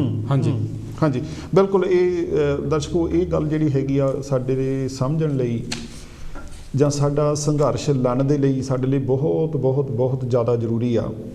ਮੇਰਾ ਖਿਆਲ ਹੈ ਮੈਂ ਇਹਨੂੰ ਮੇਰੇ ਕੋਲ ਕੋਈ ਸ਼ਬਦ ਨਹੀਂ ਹੈਗਾ ਢੁਕਵਾਂ ਕਿ ਮੈਂ ਇਹਨੂੰ ਇਸ ਗੱਲ 'ਤੇ ਡਿਵੈਲਪ ਕਰ ਸਕਾਂ, ਇਸ ਗੱਲ 'ਤੇ ਜ਼ੋਰ ਦੇ ਸਕਾਂ ਕਿ ਇਹ ਕਿੰਨੀ ਹੈ ਕਿ ਜਿਹੜਾ ਸਾਡਾ ਸਮਾਜ ਹੈਗਾ ਇਹ ਸਿਰਫ ਦੋ ਧਿਰਾਂ ਦੇ ਵਿੱਚ ਹੀ ਵੰਡਿਆ ਹੈਗਾ। ਖਾਸ ਕਰਕੇ ਇੱਕ ਜਿਹੜਾ ਵਰਗ ਹੈਗਾ ਜਿਹੜਾ ਲੁੱਟਣ ਵਾਲਾ ਹੈਗਾ ਔਰ ਦੂਸਰਾ ਵਰਗ ਜਿਹੜਾ ਹੈਗਾ ਜਿਹੜਾ ਲੁੱਟਿਆ ਜਾਂਦਾ। ਅਗਰ ਅਸੀਂ ਦੇਖੀਏ ਕਿ ਬਹੁਤ ਸਾਰੇ ਮੁਲਕ ਜਿਹੜੇ ਹੈਗੇ ਆ ਜਿਹੜੇ ਧਰਮ ਦੇ ਆਧਾਰ 'ਤੇ ਉਹਨਾਂ ਦੀ ਫਾਰਮੇਸ਼ਨ ਹੋਈ ਆ, ਉਹ ਬਣੇ ਆ, ਉੱਥੇ ਉਹਨਾਂ ਦਾ ਜਿਹੜਾ ਚਾਲ ਚੱਲਣ ਵੀ ਹੈਗਾ, ਕਾਨੂੰਨ ਵੀ ਹੈਗਾ, ਉਹ ਵੀ ਸਾਰਾ ਧਰਮ 'ਤੇ ਆਧਾਰਿਤ ਹੈਗਾ। ਅਗਰ ਤੁਸੀਂ ਉਹਨਾਂ ਮੁਲਕਾਂ ਬਾਰੇ ਵੀ ਦੇਖੋਗੇ ਤੇ ਉੱਥੇ ਵੀ ਜਿਹੜਾ ਹੈਗਾ ਸੇਮ ਹੀ ਧਰਮ ਦੇ ਲੋਕ ਹੈਗੇ ਆ, ਇੱਕੋ ਹੀ ਧਰਮ ਦੇ ਲੋਕ ਹੈਗੇ ਆ ਔਰ ਉਹ ਵੀ ਲੁੱਟ ਹੁੰਦੇ ਆ। ਸੋ ਇਹਦਾ ਮਤਲਬ ਇਹ ਆ ਕਿ ਕਿਤੇ ਨਾ ਕਿਤੇ ਜਿਹੜਾ ਲੁੱਟਣ ਵਾਲਾ ਹੈਗਾ ਉਹ ਅਲੱਗ ਆ, ਉਹਨੂੰ ਉਸ ਧਰਮ ਦੇ ਨਾਲ ਕੋਈ ਜ਼ਿਆਦਾ ਪਿਆਰ ਨਹੀਂ ਹੁੰਦਾ। ਜਾਂ ਤੁਸੀਂ ਇਹ ਵੀ ਦੇਖ ਲਓ ਕਿ ਬਹੁਤ ਸਾਰੇ ਇੱਦਾਂ ਦੇ ਵੀ ਤੁਹਾਨੂੰ ਸਮਾਜ ਮਿਲ ਜਾਣਗੇ ਜਿਨ੍ਹਾਂ ਦੀ ਬਣਤਰ ਜਿਹੜੀ ਹੈਗੀ ਆ ਉਹ ਕਿਸੇ ਹੋਰ ਬੇਸ 'ਤੇ ਬਣੀ ਹੋਈ ਹੋਊਗੀ ਔਰ ਉਹਦੇ ਵਿੱਚ ਵੀ ਜਿਹੜੀ ਆ ਲੁੱਟ ਉਹ ਓਨੀ ਹੁੰਦੀ ਆ। ਜੇ ਅਸੀਂ ਧਰਮ ਦੇ ਨਾਂ 'ਤੇ ਵੀ ਲੈ ਲਈਏ, ਜੇ ਅਸੀਂ ਹਿੰਦੁਸਤਾਨ ਦੇ ਬਹੁਤ ਸਾਰੀਆਂ ਸਟੇਟਾਂ ਇੱਦਾਂ ਦੀਆਂ ਹੈਗੀਆਂ ਜਿੱਥੇ ਬਹੁਤ ਗਿਣਤੀ ਇੱਕ ਧਰਮ ਦੇ ਨਾਲ ਸੰਬੰਧ ਰੱਖਦੀ ਹੈਗੀ ਆ ਔਰ ਉਹਨਾਂ ਹੀ ਸਟੇਟਾਂ ਦੇ ਵਿੱਚ ਵੀ ਜਿਹੜਾ ਹੈਗਾ ਉਹਨਾਂ ਦੇ ਵਿੱਚ ਉਸੇ ਹੀ ਧਰਮ ਦੇ ਲੋਕਾਂ ਦੀ ਜਿਹੜੀ ਸਥਿਤੀ ਆ, ਖਾਸ ਕਰਕੇ ਉਹਨਾਂ ਦੀ ਸਿੱਖਿਆ ਦੇ ਪੱਖੋਂ, ਉਹਨਾਂ ਦੀ ਸਿਹਤ ਦੇ ਪੱਖੋਂ, ਉਹਨਾਂ ਦੀ ਆਰਥਿਕਤਾ ਦੇ ਪੱਖੋਂ, ਉਹਨਾਂ ਦੇ ਨਾਲ ਹੁੰਦੀਆਂ ਵਧੀਕੀਆਂ ਦੇ ਪੱਖੋਂ ਉਹ ਦੂਸਰੇ ਚਾਹੇ ਉਹ ਉੱਚੀ ਜਾਤ ਦੇ ਆ ਚਾਹੇ ਨੀਵੀਂ ਜਾਤ ਦੇ ਆ, ਉਹਨਾਂ ਦਾ ਬਹੁਤ ਜ਼ਿਆਦਾ ਫਰਕ ਨਹੀਂ ਹੈਗਾ, ਉਹ ਵੀ ਉਨਾ ਹੀ ਲੁੱਟ ਹੁੰਦੇ ਆ। ਸੋ ਜਦੋਂ ਵੀ ਅਸੀਂ ਸੰਘਰਸ਼ ਦੀ ਗੱਲ ਕਰਦੇ ਹਾਂ ਇਹ ਗੱਲ ਬਹੁਤ ਜਿਹੜੀ ਮਿਲਵੀਂ ਜੁਲਵੀਂ ਹੈਗੀ ਆ, ਜਿਹੜੀ ਡਾਕਟਰ ਭੀਮ ਰਾਓ ਜੀ ਵੀ ਕਹਿੰਦੇ ਹੈਗੇ ਆ ਔਰ ਭਗਤ ਸਿੰਘ ਵੀ ਇਸ ਗੱਲ ਦੀ ਗੱਲ ਕਰਦਾ ਹੈਗਾ ਕਿ ਤੁਹਾਡਾ ਇਹ ਜਾਣਨਾ ਬਹੁਤ ਜ਼ਿਆਦਾ ਜ਼ਰੂਰੀ ਹੈਗਾ ਕਿ ਤੁਸੀਂ ਕਿਹਦੇ ਖਿਲਾਫ ਔਰ ਕਿਵੇਂ ਲੜਨਾ ਹੈਗਾ। ਜਿਹੜੀ ਬਲਵੀਰ ਜੀ ਨੇ ਗੱਲ ਕੀਤੀ ਹੈਗੀ ਆ ਕਿ ਸਾਡਾ ਇਹ ਵੀ ਜਾਣਨਾ ਬਹੁਤ ਜ਼ਰੂਰੀ ਹੈਗਾ ਕਿ ਅਸੀਂ ਇੰਨੇ ਚਿਰ ਦੇ ਤੁਰੇ ਹਾਂ, ਅਸੀਂ ਪਹੁੰਚੇ ਕਿੱਥੇ ਹਾਂ। ਜਿਹੜੀਆਂ ਲੜਾਈਆਂ ਅਸੀਂ ਲੜੀਆਂ, ਜਿਹੜੇ ਸੰਘਰਸ਼ ਅਸੀਂ ਕੀਤੇ ਆ, ਉਹਨਾਂ ਦਾ ਨਤੀਜਾ ਕੀ ਹੋਇਆ, ਕਿ ਉਹਨਾਂ ਦਾ ਕੋਈ ਫਰਕ ਪਿਆ। ਅਗਰ ਉਹ ਫਰਕ ਨਹੀਂ ਪਿਆ ਤੇ ਸਾਨੂੰ ਇਹ ਵੀ ਸਾਡਾ ਵਿਸ਼ਲੇਸ਼ਣ ਕਰਨਾ, ਸਾਡਾ ਸੋਚਣਾ, ਖੜ ਕੇ ਉਹਦੇ ਬਾਰੇ ਰਿਵਿਊ ਕਰਨਾ ਇਹ ਬਹੁਤ ਜ਼ਿਆਦਾ ਜ਼ਰੂਰੀ ਹੈਗਾ ਕਿ ਅਸੀਂ ਇਹ ਦੇਖੀਏ ਕਿ ਜਿਹੜੀਆਂ ਢੰਗ ਤਰੀਕੇ ਅਸੀਂ ਅਪਣਾਏ ਆ ਉਹ ਕਾਰਗਰ ਹੋਏ ਆ ਜਾਂ ਨਹੀਂ ਹੋਏ। ਜੇ ਨਹੀਂ ਹੋਏ ਤਾਂ ਕਿਉਂ ਨਹੀਂ ਹੋਏ, ਤੇ ਅਸੀਂ ਉਹਨਾਂ ਨੂੰ ਛੱਡ ਕੇ ਅਸੀਂ ਜਿਹੜੇ ਨਵੇਂ ਜਿਹੜੇ ਢੰਗ ਤਰੀਕੇ ਹੈਗੇ ਆ ਉਹ ਕਰੀਏ। ਬਲਵੀਰ ਜੀ, ਆਪਣਾ ਜਿਹੜਾ ਪ੍ਰੋਗਰਾਮ ਵੀ ਹੈਗਾ ਉਹ ਬੜੇ ਤੇਜ਼ੀ ਦੇ ਨਾਲ ਆਪਣੇ ਸਮਾਪਤੀ ਵੱਲ ਨੂੰ ਵੱਧ ਰਿਹਾ। ਸੋ ਕੋਈ ਇੱਦਾਂ ਦੀ ਗੱਲ ਜਿਹੜੀ ਹੈਗੀ ਆ ਤੁਸੀਂ ਹੋਰ ਐਡ ਕਰਨੀ ਚਾਹੋ ਜਿਹੜੀ ਮੇਰੇ ਸਵਾਲਾਂ ਦੇ ਵਿੱਚ ਕਿਤੇ ਰਹਿ ਗਈ ਹੋਵੇ, ਜਾਂ ਆਪਾਂ ਕੋਈ ਨੁਕਤਾ ਜਿਹੜਾ ਹੈਗਾ ਉਹ ਨਹੀਂ ਕਵਰ ਕੀਤਾ, ਤੇ ਤੁਸੀਂ ਉਹਦੇ ਬਾਰੇ ਕੋਈ ਗੱਲ ਕਰਨੀ ਚਾਹੋ। ਜਿਹੜੀ ਆਪਾਂ ਜਿੱਦਾਂ ਨਵਦੀਪ ਜੀ ਪਹਿਲਾਂ ਗੱਲਾਂ ਦੇ ਵਿੱਚ ਜ਼ਿਕਰ ਕੀਤਾ ਜੀ ਕਿ ਇਹ ਬੜਾ ਜ਼ਰੂਰੀ ਹੈਗਾ ਕਿ ਜਿਹੜੀ ਦਲਿਤ ਕਮਿਊਨਿਟੀਜ਼ ਹੈਗੀਆਂ ਜੀ, ਜਿਹੜੇ ਦਲਿਤ ਹੈਗੇ ਆ ਉਹਨਾਂ ਦਾ ਆਰਗੇਨਾਈਜ਼ ਹੋਣਾ ਹਾਂਜੀ ਬੜਾ ਜ਼ਰੂਰੀ ਆ। ਬਿਲਕੁਲ।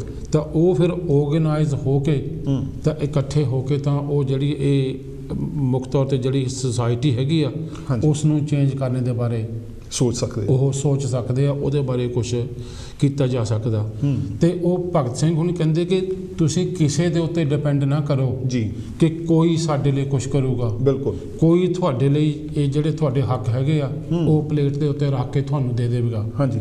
ਉਹਦੇ ਵਾਸਤੇ ਤੁਹਾਨੂੰ ਆਪਣੇ ਸੰਘਰਸ਼ ਆਪ ਲੜਨੇ ਪੈਣੇ ਆ। ਬਿਲਕੁਲ। ਤੇ ਆਪ ਜਿਹੜੇ ਤੁਹਾਡੇ ਸੰਘਰਸ਼ ਲੜਨ ਦੇ ਵਾਸਤੇ ਤੁਹਾਨੂੰ ਜਥੇਬੰਦਕ ਹੋਣਾ ਪੈਣਾ। ਬਿਲਕੁਲ।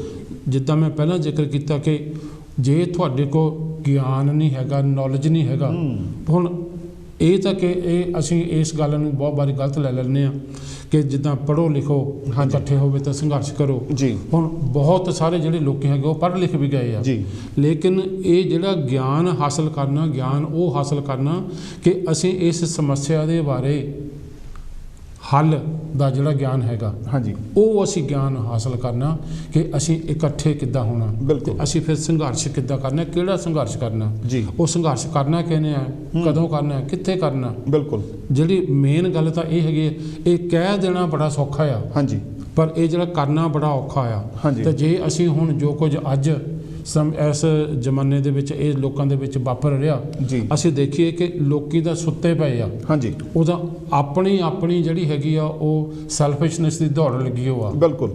ਤੇ ਜਿਸ ਵੇਲੇ ਅਸੀਂ ਕਹਿੰਦੇ ਹੈਗੇ ਕਿ ਇਹਦਾ ਕੋਈ ਨਾ ਕੋਈ ਹੱਲ ਹੋਣਾ ਚਾਹੀਦਾ, ਲੇਕਿਨ ਅਸੀਂ ਉਹਦੇ ਬਾਰੇ ਕਰ ਕੁਛ ਨਹੀਂ ਰਹੇ ਹਾਂਜੀ। ਸੋ ਜਿੰਨੀ ਦੇਰ ਤੱਕ ਅਸੀਂ ਜਥੇਬੰਦਕ ਨਹੀਂ ਹੁੰਦੇ, ਸਾਨੂੰ ਪਤਾ ਨਹੀਂ ਲੱਗਦਾ, ਅਸੀਂ ਇਕੱਠੇ ਨਹੀਂ ਹੁੰਦੇ, ਫਿਰ ਸੰਘਰਸ਼ ਨਹੀਂ ਕਰਦੇ, ਤਾਂ ਇਹ ਫਿਰ ਤਾਂ ਸਮੱਸਿਆ ਉੱਥੇ ਦੀ ਉੱਥੇ ਇੱਦਾਂ ਹੀ ਰਹੇਗੀ। ਬਿਲਕੁਲ। ਇਹ ਮੇਰੇ ਖਿਆਲ ਅਸੀਂ ਇਹ ਜਿਹੜੇ ਨੁਕਤੇ ਹੈਗੇ ਆ ਜਾਂ ਇਹ ਪੁਆਇੰਟ ਹੈਗੇ ਆ ਕਾਫੀ ਵਾਰੀ ਰਿਪੀਟ ਕਰ ਚੁੱਕੇ ਹਾਂ, ਮਨ ਕੇ ਗੱਲ ਉੱਥੇ ਆ ਜਾਂਦੀ ਆ। ਇਹਦਾ ਕਾਰਨ ਵੀ ਇੱਕ ਇਹ ਹੈਗਾ ਕਿ ਗੱਲ ਸਾਡੀ ਵਾਰ-ਵਾਰ ਉੱਥੇ ਆਉਂਦੀ ਆ ਕਰਕੇ ਇਹਨਾਂ ਤੋਂ ਅਲੱਗ ਹੋ ਕੇ ਇਸ ਸਮੱਸਿਆ ਦੇ ਲਈ ਤੁਹਾਡਾ ਕੋਈ ਹੱਲ ਸਾਡੇ ਕੋਲ ਨਹੀਂ ਹੈਗਾ। ਪਿਛਲੇ 90 ਸਾਲਾਂ ਤੋਂ ਅਸੀਂ ਇਹੀ ਗੱਲ ਜਿਹੜੀ ਹੈਗੀ ਆ ਉਹ ਸਮਾਂ ਵਧੀ ਆ, ਘਟੀ ਨਹੀਂ ਹੈਗੀ। ਸੋ ਇਹਦਾ ਕਾਰਨ ਕਿਤੇ ਨਾ ਕਿਤੇ ਜਿਹੜਾ ਹੈਗਾ ਉਹ ਜ਼ਰੂਰ ਪਿਆ, ਜਿਹਦੀ ਸਾਨੂੰ ਸਮਝਣ ਦੀ ਲੋੜ ਹੈਗੀ ਆ।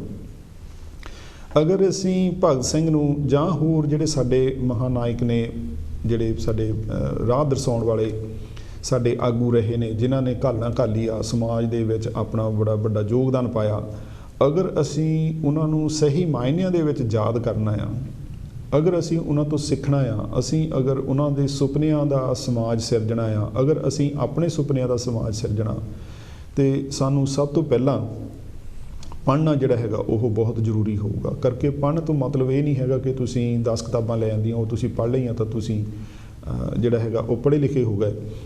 ਕਰਕੇ ਕਿਸੇ ਦਾਨਸ਼ਵਰ ਨੇ ਕਿਹਾ ਹੈਗਾ ਕਿ ਜੇ ਖੋਤੇ 'ਤੇ ਕਿਤਾਬਾਂ ਲੱਦ ਦਿੱਤੀਆਂ ਜਾਣ ਤੇ ਉਹ ਜਿਹੜਾ ਖੋਤਾ ਹੈਗਾ ਆ ਉਹ ਸਮਝਦਾਰ ਨਹੀਂ ਹੋ ਜਾਂਦਾ।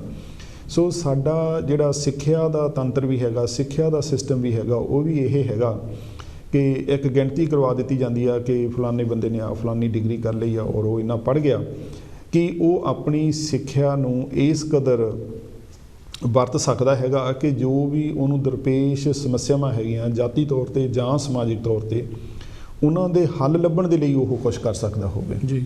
ਸੋ ਇਸ ਕਰਕੇ ਜਿਹੜਾ ਹੈਗਾ ਪਿਆਰੇ ਦਰਸ਼ਕੋ, ਜਿਹੜਾ ਇਹ ਆਰਟੀਕਲ ਅਸੀਂ ਕੀਤਾ ਅੱਜ ਜਿਹਦੇ ਬਾਰੇ ਡਿਸਕਸ਼ਨ ਕੀਤੀ ਹੈਗੀ ਆ, ਮੇਰੀ ਤੁਹਾਨੂੰ ਇਹ ਅਪੀਲ ਹੋਊਗੀ ਕਿ ਤੁਸੀਂ ਇਹਦੇ ਬਾਰੇ ਜ਼ਰੂਰ ਇਹਨੂੰ ਇੰਟਰਨੈਟ ਤੋਂ ਜਾਂ ਜਿੱਥੋਂ ਕਿਤੋਂ ਵੀ ਤੁਹਾਨੂੰ ਮਿਲ ਸਕਦਾ ਹੋਵੇ ਉਹਨੂੰ ਪੜ੍ਹੋ ਔਰ ਸਮਝੋ ਔਰ ਇਕੱਤਰ ਹੋ ਕੇ ਜਿਹੜਾ ਹੈਗਾ ਇਸ ਸਮੱਸਿਆ ਬਾਰੇ ਸਿਰ ਜੋੜ ਕੇ ਤੁਸੀਂ ਆਪਣੇ ਹੱਲ ਵੱਲ ਨੂੰ ਜਿਹੜਾ ਹੈਗਾ ਉਹਦੇ ਤੇ ਅਮਲ ਕਰੋ, ਉਹਦੇ ਤੇ ਤੁਸੀਂ ਅਮਲ ਕਰੋ। ਔਰ ਅਸੀਂ ਆਪਣੀਆਂ ਜਿਹੜੇ ਵਰਗ ਬਣਾਏ ਆ, ਜਿਹੜੇ ਅਸੀਂ ਆਪਣੇ ਮਿਣ ਲਏ ਆ, ਆਪਣੇ ਮੰਨ ਲਏ ਆ, ਅਸੀਂ ਉਹਨਾਂ ਤੋਂ ਉੱਪਰ ਉੱਠ ਕੇ ਇੱਕ ਇਨਸਾਨ ਦਾ ਜਿਹੜਾ ਹੈਗਾ ਉਹ ਦੇ ਤੌਰ ਤੇ ਇਕੱਠੇ ਹੋਈਏ। ਕਰਕੇ ਭਗਤ ਸਿੰਘ ਵੀ ਇਹ ਗੱਲ ਕਹਿੰਦਾ ਕਿ ਜਿੰਨਾ ਚਿਰ ਦੁਨੀਆ ਦੇ ਵਿੱਚ ਕੋਈ ਵੀ ਮਨੁੱਖ ਜਿਹੜਾ ਹੈਗਾ ਉਹ ਪੀੜਤ ਹੈਗਾ, ਉਨਾ ਚਿਰ ਮੈਂ ਵੀ ਦੁਖੀ ਹੈਗਾ, ਉਨਾ ਚਿਰ ਉਹ ਮੇਰਾ ਵੀ ਕੰਸਰਨ ਹੈ। ਸੋ ਭਗਤ ਸਿੰਘ ਇਕੱਲੇ ਹਿੰਦੁਸਤਾਨ ਦੀ ਗੱਲ ਨਹੀਂ ਕਰਦਾ, ਉਹ ਇਕੱਲੇ ਪੰਜਾਬੀਆਂ ਦੀ ਗੱਲ ਨਹੀਂ ਕਰਦਾ। ਜੇ ਉਹ ਇੱਕ ਸੰਧੂ ਪਰਿਵਾਰ ਦੇ ਵਿੱਚ ਪੈਦਾ ਹੋਇਆ ਤੇ ਉਹਦਾ ਮਤਲਬ ਇਹ ਨਹੀਂ ਹੈਗਾ ਕਿ ਉਹ ਸਿਰਫ ਸੰਧੂਆਂ ਦੀ ਗੱਲ ਕਰਦਾ, ਉਹ ਇਨਸਾਨਾਂ ਦੀ ਗੱਲ ਕਰਦਾ ਹੈਗਾ। ਜਿੱਥੇ ਕਿਤੇ ਵੀ ਇਨਸਾਨ ਹੈਗੇ ਜਿਹਦੀ ਲੁੱਟ ਖਸੁੱਟ ਹੋ ਰਹੀ ਹੈਗੀ ਆ, ਜਿਹੜਾ ਵੀ ਪੀੜਤ ਹੈਗਾ, ਜਿਹਦੇ ਨਾਲ ਵੀ ਵਧੀਕੀ ਹੋ ਰਹੀ ਆ, ਭਗਤ ਸਿੰਘ ਉਹਦੇ ਨਾਲ ਖੜਾ ਹੈਗਾ। ਸੋ ਇਹ ਗੱਲ ਸਾਡੇ ਲਈ ਬਹੁਤ ਸਿੱਖਣ ਵਾਲੀ ਹੈਗੀ ਆ। ਔਰ ਜਿਹੜੇ ਸਾਡੇ ਦੂਸਰੇ ਵੀ ਰਹਿਨੁਮਾ ਹੈਗੇ ਆ, ਸਾਡੇ ਪੈਗੰਬਰ ਹੈਗੇ ਆ, ਗੁਰੂ ਹੈਗੇ ਆ, ਜਾਂ ਸਾਨੂੰ ਦੱਸਦੇ ਆ, ਉਹ ਵੀ ਇਹਨਾਂ ਸਾਰੀਆਂ ਗੱਲਾਂ ਤੇ ਉਹਨਾਂ ਦੀ ਆਵਾਜ਼ ਜਿਹੜੀ ਹੈਗੀ ਆ ਉਹ ਇੱਕੋ ਜਿਹੀ ਆ। ਸੋ ਬਲਵੀਰ ਜੀ, ਆਪਾਂ ਆਪਣਾ ਅੱਧਾ ਕੁ ਮਿੰਟ ਰਹਿ ਗਿਆ, ਕੋਈ ਗੱਲ ਤੁਸੀਂ ਕਹਿਣੀ ਚਾਹੋ? ਨਹੀਂ ਤਾਂ ਫਿਰ ਆਪਾਂ ਆਪਣੇ ਦਰਸ਼ਕਾਂ ਦੇ ਕੋਲ ਜਿਹੜਾ ਹੈਗਾ ਉਹ ਅੱਜ ਦੇ ਜਿੱਦਾਂ ਤੁਸੀਂ ਜ਼ਿਕਰ ਕੀਤਾ ਲਵਾਂਗੇ ਨਵਦੀਪ ਜੀ ਕਿ ਭਗਤ ਸਿੰਘ ਹੁਣੀ ਕਹਿੰਦੇ ਆ ਕਿ ਇਹ ਤੁਸੀਂ ਪਛਾਣੋ ਬਿਲਕੁਲ ਕਿ ਜਿਹੜਾ ਗੁਰੂ ਗੋਬਿੰਦ ਸਿੰਘ ਸੀ, ਹਾਂਜੀ, ਉਹਦੇ ਨਾਲ ਤੁਸੀਂ ਖੜੇ ਹੋਏ ਸੀ। ਬਿਲਕੁਲ ਬਿਲਕੁਲ, ਹਮੇਸ਼ਾ ਤੁਸੀਂ ਸਾਥ ਦਿੱਤਾ। ਆਪਣੇ ਇਤਿਹਾਸ ਨੂੰ ਪਛਾਣੋ, ਬਿਲਕੁਲ ਆਪਣੇ ਆਪ ਨੂੰ ਪਛਾਣੋ ਕਿ ਤੁਸੀਂ ਕੌਣ ਆ, ਆਪਣੇ ਹੱਕਾਂ ਲਈ ਲੜੋ, ਹਾਂਜੀ, ਤਾਂ ਕਿ ਅਸੀਂ ਵੀ ਇਹ ਜਿਹੜੇ ਦੱਬੇ ਕੁਚਲੇ ਲੋਕ ਹੈਗੇ ਆ ਦੂਜਿਆਂ ਦੇ ਬਰਾਬਰ ਹੋ ਸਕਣ। ਬਿਲਕੁਲ, ਅਸੀਂ ਸਾਰੇ ਮਨੁੱਖ ਬਣ ਕੇ ਅਸੀਂ ਇੱਕ ਦੂਸਰੇ ਦੇ ਨਾਲ ਵਿਚਰ ਸਕੀਏ। ਸੋ ਮੈਂ ਤੇ ਬਲਵੀਰ ਜੀ ਇਹਨਾਂ ਸ਼ਬਦਾਂ ਦੇ ਨਾਲ ਤੁਹਾਡੇ ਕੋਲੋਂ ਅਸੀਂ ਅੱਜ ਇਜਾਜ਼ਤ ਲੈਂਦੇ ਹਾਂ। ਅਗਲੇ ਹਫਤੇ ਅਸੀਂ ਫਿਰ ਹਾਜ਼ਰ ਹੋਵਾਂਗੇ ਇੱਕ ਨਵਾਂ ਜਿਹੜਾ ਹੈਗਾ ਟੌਪਿਕ ਲੈ ਕੇ। ਸੋ ਸਾਨੂੰ ਦਿਓ ਇਜਾਜ਼ਤ। ਜੈ ਗੁਰਦੇਵ।